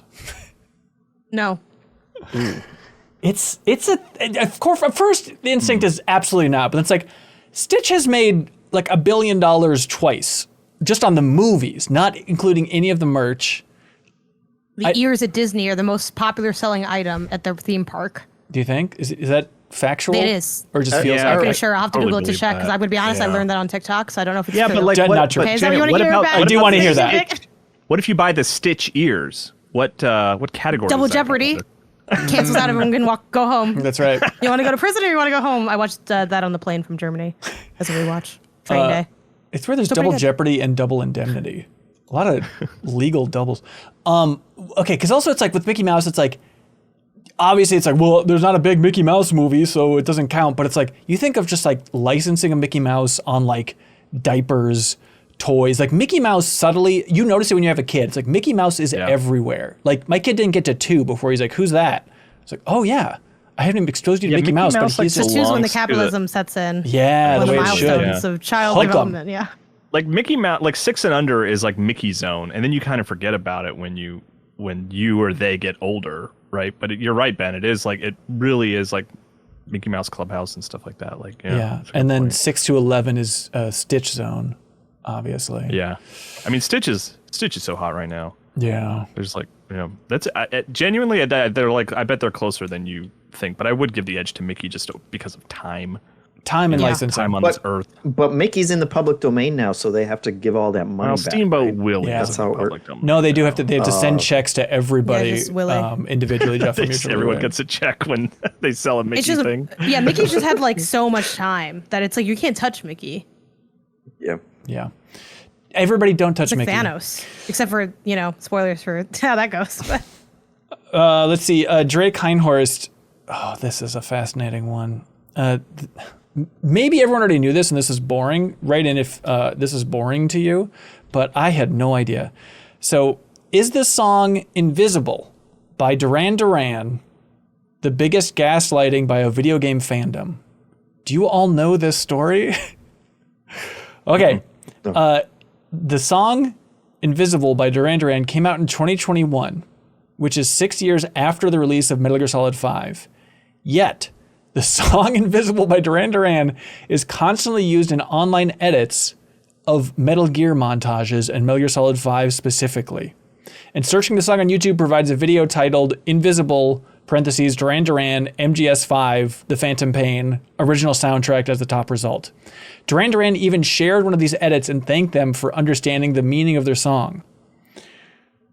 That being said, the song rocks and the edits go hard, no complaints here. Any other major gaslighting you can think of. So it's that Metal Gear fans are just building up and trying to break everybody's brain into believing that this Duran Duran song was like the theme of Metal Gear Solid 5 and that it was in there since the game takes place in the past and conceivably could have a Duran Duran song in it, even though this Duran Duran song is released in 2021. And it's true, like, there are montages on YouTube with millions and millions of views, all Metal Gear to this Duran Duran song, which did not seem like a great song. I listened to it several times. Like, am I missing something? It seemed totally fine, but it is just a weird phenomenon I had no idea about. Well, that from the Netflix show Wednesday, there's the sequence where she dances like at the dance or whatever. That became like arguably the reason the show became successful because it became such like a meme and was shared so much. But like the versions that were shared use a Lady Gaga song that was not in the show. Oh, like the show, when you watch the show, it's actually a different song. So like people I think would assume that Lady Gaga song is what's in the show and stuff like that, but it's not, which is just weird. It's like, it feels like less of like a getting tricked as much as they're like, it's like, that's so weird that song is now connected to that scene in that show. And in this show, it's actually a different song. It's very weird. Yeah, but I wonder, that's probably for the benefit, right? I mean, that probably wouldn't have traveled that far if it wasn't with that song. I mean, we're all watching Wednesday season 2. I've heard so many people talking about it every episode. I haven't seen any of that. Prince of Persia of TV. I haven't seen any of it. No one is watching season 2. What? I assume there's like 40 bazillion people. Like I watched on Netflix did too. Yeah, but season 1 was good, right? It was fine. I remember. Wow. I watched it, but yeah, Sorry, it's I not was like, Severance, Kyle. yeah, I know, right? It's it should be, but I don't know. It's just a weird phenomenon where it's like the first season of that show felt huge, and I don't know a single person who's like posted about it online for the second season. I watched a video about it because I guess Christopher Lloyd is like a head in a jar, and I watched like some VFX video about how they made that, and I was like, oh, cool. So it feels very on my radar. Joe Kevchinsky. Oh, by the way, there's the top YouTube comment on one of those Duran Duran montages. They just said, the fact that a popular 80s band released a new song with a music video made entirely... So, okay, hey, let me set this up even more about this Duran Duran. The official music video for this 2021 thing was made by AI, and it sucks. It's weird. But anyways, so the top YouTube comment is... Yes. Yeah, I'm surprised by that. Yeah, it's not good. But they say the fact that a popular 80s band released a new song with a music video made entirely with AI while people gaslight each other through memes into thinking the song was in a game older than the song, so much to the point it actually becomes the new theme of the Metal Gear Solid series is the most Kojima thing ever. There we go. Thank you, YouTube comments. To speak on Kyle's thoughts, Joe Kevchinsky says, maybe it's just my corner of the internet, but it seems like there's only two pieces of pop culture that stayed in the zeitgeist for more than a few weeks after they came out in 2025. And that's K-pop Demon Hunters and Expedition 33. Even things that were super popular like Superman and Uma Musume seem to mostly come and go. Am I missing anything? You're getting old. Doesn't it? There's something to that. There is something weird. Like I think on Jeff Gersman's podcast, he's talking about like, oh, Death Stranding 2 really came and went, huh? It's like, did it? Is that the sensation? Is that like it was flash in the pan? Now we're all moving on to other things. But for some reason, K-pop and Expedition 33 are the lingerers culturally this year. I think Silksong is definitely already primed to be like lingerer number one. Yeah. But I do agree that, oh, you know what? And maybe I'm hallucinating it. I feel like Blueprints also had a bit of a run because I feel like people were talking about it for like at least the month that it was out, like pretty consistently. Yeah, it hit definitely at the right time. I don't know about like 2 months after the fact. You disagree with me? No, I'm saying like now it feels like a novelty to be like Blueprints, whereas... A little bit, yeah. No, I get it's not as powerful, but I do think it has broken past like the 2 week. Because a lot of stuff is kind of just... But I mean, I feel like there is... Yes? What? Sinners. So Joe did mention, he's like, Sinners is a contender. Sinners, I feel like people were banging down my door being like, have you watched Sinners? And then I watched it and I said, yeah, it was really good. And so I was like, yep. And then, people were talking about that and then I think it had another wave as well, kind of like old school style when it came to streaming as well, where I know some people were like, finally going to watch Sinners now. So, but yeah, not that many. Yeah. It is weird. It's just every year there's just going to be a couple of cultural things that'll linger longer, and you just got to get used to it, that feeling of like, all right, stuff's coming fast, sorry. Not Poncho writes in to say, hey everybody, I have a question and a Better Quest goal I'd like to share. I've been running a mile each weekend for over a year now with the goal of running a mile in 8 minutes 30 seconds. I just hit the goal a couple weeks ago and it feels amazing. It's a big moment for me. Nice. Congratulations, Not Poncho. That's right impressive. In with your Better Quest goal, please. Actual Jeff Bezos writes in, they say, not a question here. This is an interesting one. I just wanted to drop some gratitude. Thanks for building a really fun and helpful community of gamers. I just started Silksong, and I'm an extremely casual gamer that is easily discouraged when I die in games. But the Discord for Silksong is pushing me through it, is what they say. They really appreciate the Discord and the community in there for the MinnMax community. So shout out to those folks. Mega Josh says, hey, y'all, what's a good D-pad? I feel like anytime I hear someone talk about the D-pad for whatever controller, it's always the worst to ever exist. So I don't know what to believe. They all seem fine to me with the exception of the Switch Joy-Con buttons. Those things can go suck a butt. But when people talk about bad versus good D-pads, what are they talking about? Like Sega Genesis is bad. Squishy?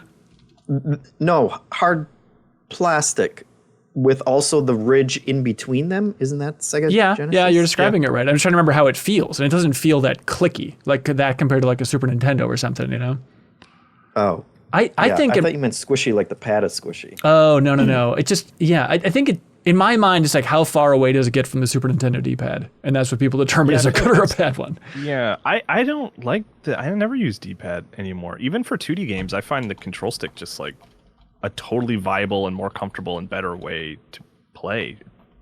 Like I can't remember the last time I used a D-pad for anything. I think everyone's using... I use the D-pad. Wow. Or rather to control a character, I guess is what I should say. I'm not using it for anything. I replied to this question and I said an analog stick. Now, obviously, it's a joke. I get that fighting games, that's a whole different thing, like with the buttons that y'all be using to do your stuff. And shout out to you. And I know a lot of people they're like, oh, I'm playing Silksong with the D-pad. It's so much more precise for like this really imprecise mechanic that they made. And I'm like, I'm just going to struggle through it because I don't want to use the D-pad. Because also, I'm not good at the D-pad because I haven't used it since I was like an 8. So it's like it would take me too long to build the skill to get the precision that it seems the D-pad does offer. I have been playing Silksong with the analog stick on the Steam Deck, and there was like one sequence, like a jumping sequence or whatever, where it was like I could feel that like the distance back and forth was taking too long with the analog stick, and I was like, this would be better and more precise with the D-pad. And then I tried with the D-pad, and it's like I can't relearn how to play Silksong and like the muscle memory. Like all my muscle memory is in the analog stick now for Silksong. Why are we driving manual in switch. games? I don't want to drive manual. I want to drive automatic. Also, I mean, there's also the element of like a D-pad. To me, I've always felt like if you're moving from left to right, you either lift your thumb off the controls and replace your thumb on the opposite side, Right. or you slide across a static piece of plastic, which is not comfortable. So, and with the analog stick, like whether you're moving left or right or going back and forth, your thumb is always connected to it. You're not sliding your thumb across plastic. So I do genuinely think I control 2D characters better with the control stick these days, because I don't want to lift my thumb off a button to replace it on another button in terms of I'm movement. never lifting. But you lose that precision, Kyle. That's what the D-pad defenders always are getting slide. after. Yeah, and the I think the slide D-pad has to to me be feels connected bad. to be a I don't good like D-pad. sliding. Like I don't like sliding across buttons like that. I don't know. I've totally abandoned the D-pad in my life at this point. Wow, congratulations. It's fun to like when you go in a circle on the D-pad and you like hit all the buttons with your outer thumb. There's something there, but it's just like I just got so used to the analog stick, and I like the feeling of the analog stick more. So I can appreciate the question because I also don't know. Like people complain and are like, "Oh, the Xbox D-pads," and it's like, no, it's totally fine. I enjoy that one. It's not bad. I am with you, where I am also confused about that idea of when everybody rags on that. I'm like, I like the D-pad on the Kids Xbox. these days don't know what a real bad D-pad is. Oh, I know why. Because They that's don't that know weird. third-party controller. It's like concave. It's which got is the little strange. kind of I do swoop think- to it. Yeah, I mean, Ben, I think you kind of nailed it with the farther you're away from the SNES controller, the more That's people right. like don't like it. Yeah, Even though admittedly the SNES controller is like kind of stiffer and sharper than I think. Like if you made that D-pad again, I think people would have complaints about the stiffness and the sharpness of it. But I mean, I think the Pro controller has a really like nice D-pad. Yeah. Like the Switch Pro controller. Yep. But again, what do I know? People I'm not really using it. This is my culture. Again- I shouldn't be speaking on it. Again, on this topic, people are complaining about the segmented D-pads, For, and like, I don't PlayStation. understand why that's a problem either. It's because you lose like you like de-speed down your slide. You slow down your slide, I think, a little bit You slow down your with the slide. segmented. Yeah, like You gotta it's go not in as the easy to valley. like connect the pieces because you're like dipping in this ridge. I guess I don't mind that, but You don't mind dipping in the ridge? I'm fine. I I'm don't a mind ridge it either because I'm dipper. not using Whatever. it. I'm not using it. I like putting the ridge in the Honestly, dip. Kyle's point about having your thumb on the stick and not moving, the whole stick moves with you. That was a very intriguing argument, Kyle. I appreciate that one. Congratulations, I guy. appreciate you appreciating that. Wajora writes in and says, hey guys, Silksong hype got me thinking, what's the best bug in real life? What's the best real life It bug? ain't spider. Not that much. Well, they're technically not bugs. Come on, chat. Mock right. this man. You know, I'm never offended by a ladybug. I always Offended. like seeing a ladybug. See, I was thinking ladybugs, Kyle, Bug but I got list. raspberry bushes and Asian lady beetle. I understand is different from ladybugs, but Asian lady beetles just chew the crap out of your raspberry bushes, and it's bad news. And so I wonder if ladybugs are like a similar nuisance in gardening. Is my only question. Unclear. I'd have to go butterfly. I literally wrong was with Googling butterflies? monarch butterfly to make sure it was a bug. Yeah, technically Innocuous. counts. I Googled bug Pretty. list to saw Yeah. what came up. That's another one I'm always excited to see, like a monarch, like a real like a big butterfly. That's always exciting. I'm Yeah. never like, Low-key, they "Ugh." scare me.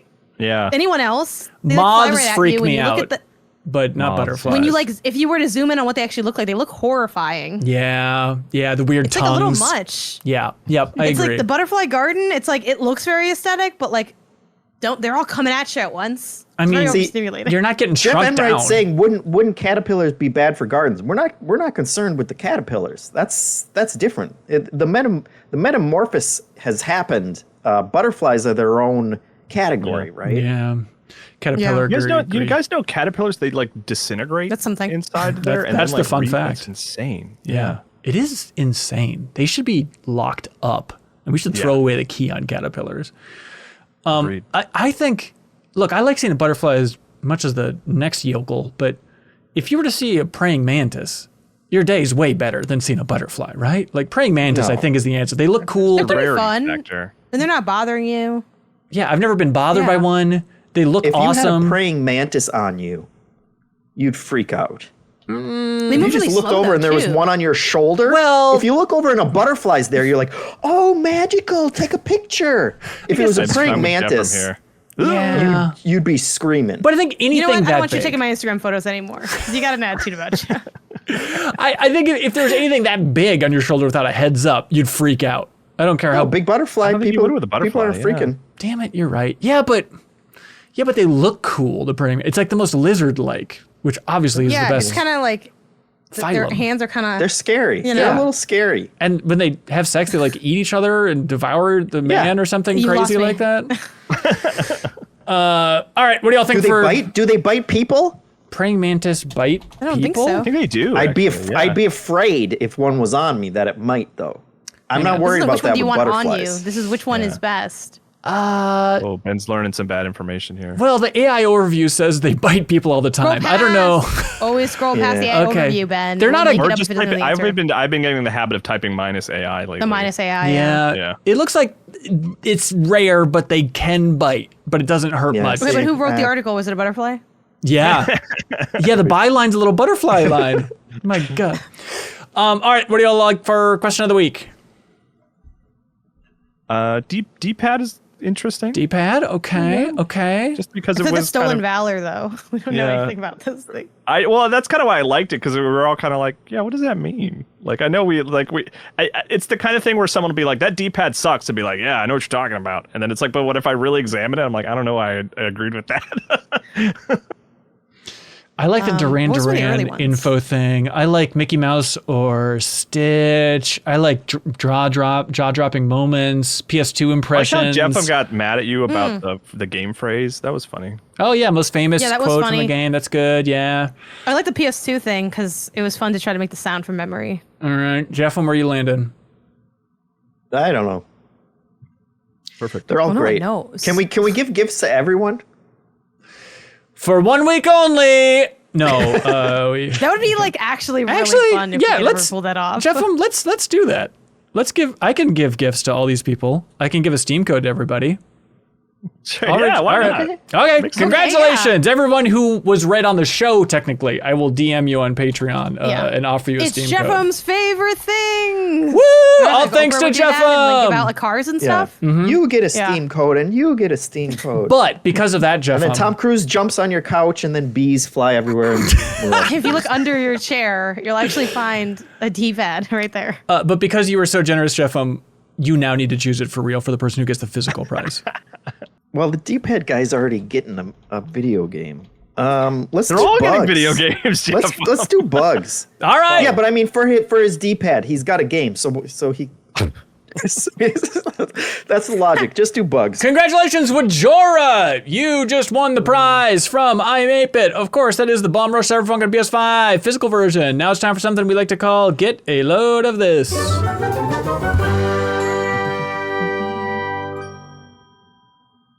Hey everybody, get a load of this. This factoid was shared around because it's PlayStation's anniversary here, released on September 9th, 1995, of course. So Circana, Matt Piscatello over there, formerly MPD, he had a post that was the highest selling PlayStation games over the last 30 years. Now he has it in dollars and units. I think units is probably more impactful, although dollars does make it include Guitar Hero, which is fun because that game is expensive. But does anyone want to take a guess for the top 20 PlayStation selling games of all time here? What do you think number one is? PlayStation? Like franchise or an games on a PlayStation is a good way to put it. Like across 1, 2, 3, 4, and 5? Correct. The Last of Harry Us? Potter and the Chamber of Secrets. Kyle, that is a fantastic guess. No, that's on PS1. No. The Last of Us 1 is number 13 on that list.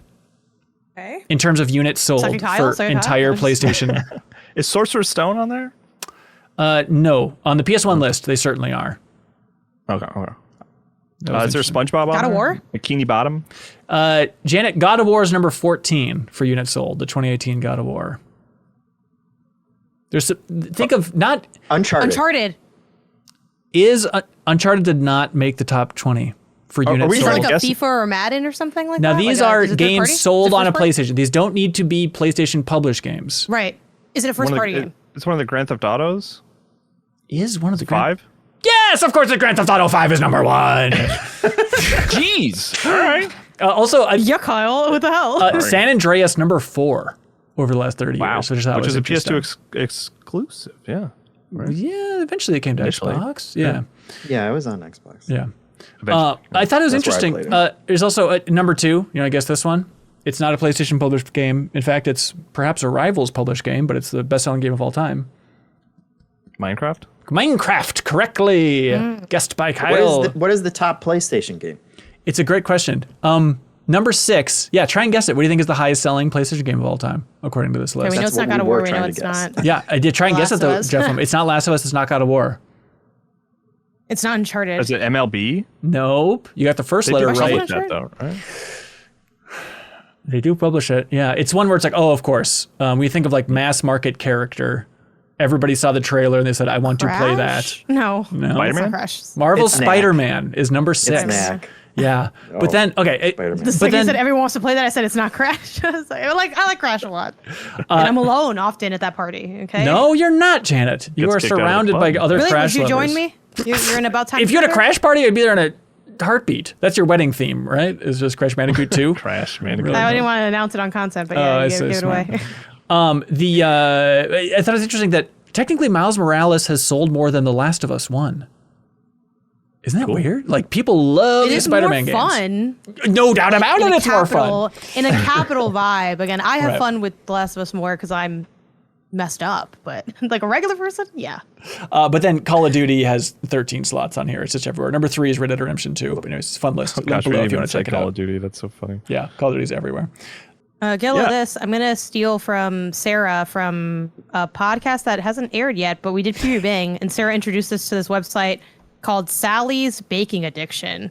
And Sarah's really good at baking, in case you didn't know. And she's like, "This is my trusted source." And the second she named it, I ran to write it down. So maybe you too can find the success that Sarah has. And then a sidebar, get a load of this that I want to share from earlier Wait, hold in on, the real show. quick. Is this website like Yeah. recipes? Is that what it is? Yeah, it's baking Okay, recipes. all right, Yeah, just making sure. It's self-taught baker allegedly. That's like the tagline of the recipe site. But so far it's been. I posted this at 1:12.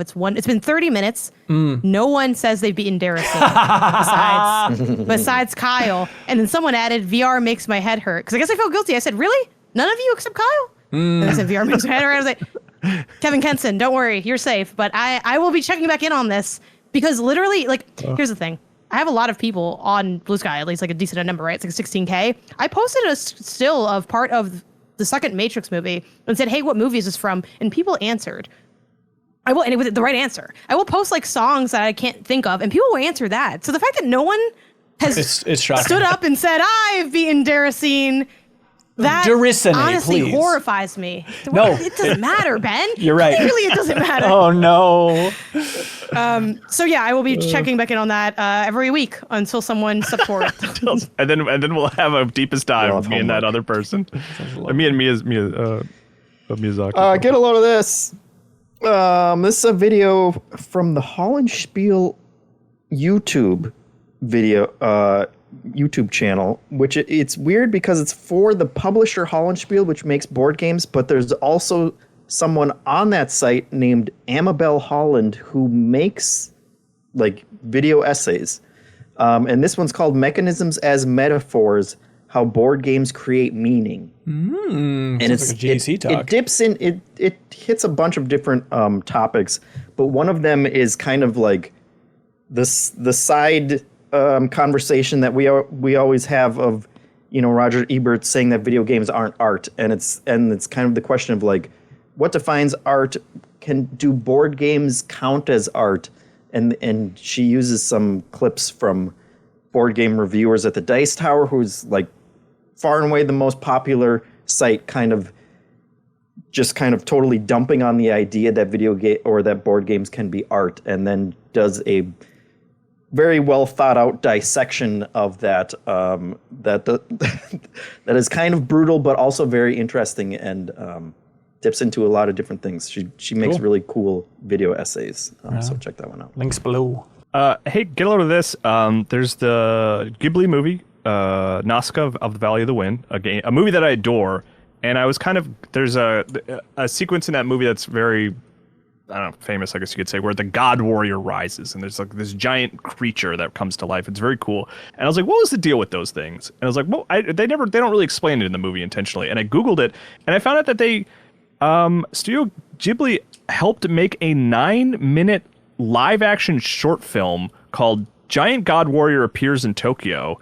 And it's like a canonical, like prequel to Nausicaa that takes place in like contemporary Tokyo, where the god warriors emerged and like destroyed the city. Weird. Which, you know, over the course of many hundreds of years leads to the events of Nausicaa, the Valley of the Wind. That's cool. And it was like, it just like blew my mind that this thing existed, and I did find it online and watched it, and it's this weird, creepy thing where these like giant creatures just level Tokyo with like laser beam mouths and stuff like that. And it's like, it just, I was like, Hayao Miyazaki was like good with this. Yeah. It's like this, he was like this. Okay. And it just really shocked me, and I thought it was really cool. Right on. It made me want to read the Nausicaa manga, which I never have, because I know it goes a lot deeper than the movie. But I just thought that was really cool. That's cool.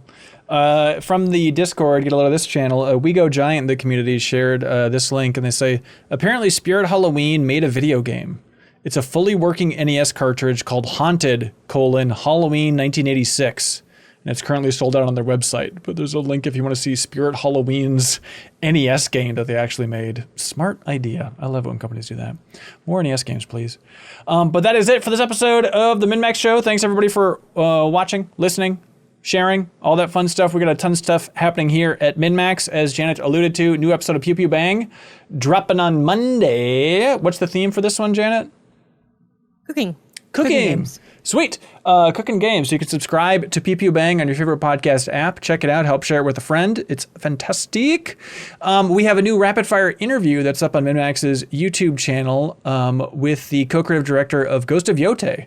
Very excited to get that in as a rapid fire. That's what we were teasing last week. So if you want to learn more about Ghost of Yōtei and Sucker Punch in general, you can check out and help share that rapid fire interview. Thanks everybody for sharing it. Yeah, Ben, I heard they're still hungover after the announcement of GTA moving next year. I mean, what was your read on that? It's like he's kind of like a dry, sarcastic guy, so everyone picked up on that headline because he was just kind of riffing, I assumed, along with me in the idea of that they partied really hard when GTA 6 was delayed. But the fact that I read a few of the stories, which is like, you know, they source MinnMax, which is nice and stuff, but it was like none of them seemed to catch the tone. That I thought it was very clearly a joke. I thought so too. Like, they say he still has a hangover months and months later. It's like, I guess it's just, who cares if it's true or not? It's a good headline that has Ghost of Yōtei. It's nice to see a AAA developer acknowledge it in sort of a fun way, that it was a big deal, but it was, which is why it's a headline. But it was funny to me that all those stories that referenced it didn't really call it out as a joke. I don't know. Well, it's so weird. I mean, you never know what's going to get picked up and circulated in a big way, but like, I thought it's like, hey, Sucker Punch confirmed that Prophecy game they were making after Infamous Second Son for the first time and talked for one answer about it. Like, no one cares. Let's just talk about GTA 6 and partying. Okay, sure. I guess that's no one cares yet. Thanks everybody in the MinnMax community in particular. Something super fun that we do is we have like a rough screening of all those rapid fires just to get a sense of like, this doesn't work, this kind of works. And so people at the MinnMax Council tier on Patreon jumped in and watched that rough screening with like a much longer version of that rapid fire interview, and then gave feedback after the screening of like, oh, this kind of worked, I think this should be moved here. And like genuinely, like the closer of that video being like doing the impression of somebody from Sly Cooper and stuff, like that was somebody from the community's suggestion, I believe, to close with that, because we didn't really have a closer beyond that, because the closer we were planning didn't really work out. And so if you want to really dive in the weeds on editing, creating those videos, and also just want to see more questions and answers about Ghost of Yōtei, you can join us on Patreon at the $10 tier, and we have a link shared there for that screening, all that stuff, if you just want to watch that session. As an editor, I would find it fascinating to watch. But let's see, the deepest dive on Metal Gear Solid Delta. We are delaying that. Sorry for the twist ending here. We're delaying that by 1 week. So next week is when we're going to be covering the entire middle chunk of the game. All the Cobra fights, all the boss fights there. So everything up through the Sorrow is going to be covered next week. It'll be dropping in the bonus podcast feed and on YouTube. So you can check that out, play along with us if you like. Also, let's see, New Show Plus this week was more of Guilty as Sock. Is that what the name of that game is? Good time, Janet? I haven't watched this one yet. Yeah, it's definitely worth watching. Okay, the idea is MinnMax v. MinnMax. It's kind of MinnMax greatest hits of debates and court cases, and I hear that it's bringing Jeffum's, the clip that I saw was it's bringing Jeffum's idea of using shampoo to wash your entire body into the courtroom, and Janet has to defend it as his lawyer, which is a very fun dynamic. That's funny. Great. I don't want to spoil it, but I kind of may have found a new career. Oh, hey, way to go. I gotta move aside, Haley. Oh, I should have jumped on this when you mentioned the PB Bang thing, but I just wanted to shout out that this episode of PB Bang, we have our first ever ad sponsor, which is really cool. It's a sponsor that we're really excited about. But that being said, if you want to do the ad-free version, we are offering that on Patreon at a tier that Ben states right now. The $5 tier. Remember. Thank you. Okay. And it'll also include a little piece of bonus content. We're doing pre-recordings every episode that are just a segment called Sarah's Loaded Gun. Which honestly, enticing on its own. Yeah. But Sarah brings just like a fun, like kind of loaded question to the panel, and we just talk about it and hang out for a bit. So kind of our own take on the idea of Backstage Pass, but a little bit of a unique twist that we feel fits us in the cast. So if you're into that, definitely sign up. But if not, keep it rolling. You know, the show is the same otherwise. Yeah, for sure. Yeah, and so if you want an ad-free version of PP Bang and MinnMax, you can support us at the $5 tier. And like you mentioned, there's an exclusive pre-show for PP Bang if you want to support us directly on Patreon, and we appreciate it. Also, just a heads up, Give to the Max, our charity stream. The plan right now is to do it in the middle of October. So that's going to be the big charity stream. We're going to be raising money. We have a lot more details to share on that, but just a heads up that that marathon stream is happening mid-October. It's going to be a fun time. Looking forward to it. All right, that's it. We'll see you next week. We have a lot to unpack next week as well. Thanks, everybody. Appreciate it. Be good, have fun. Let's go.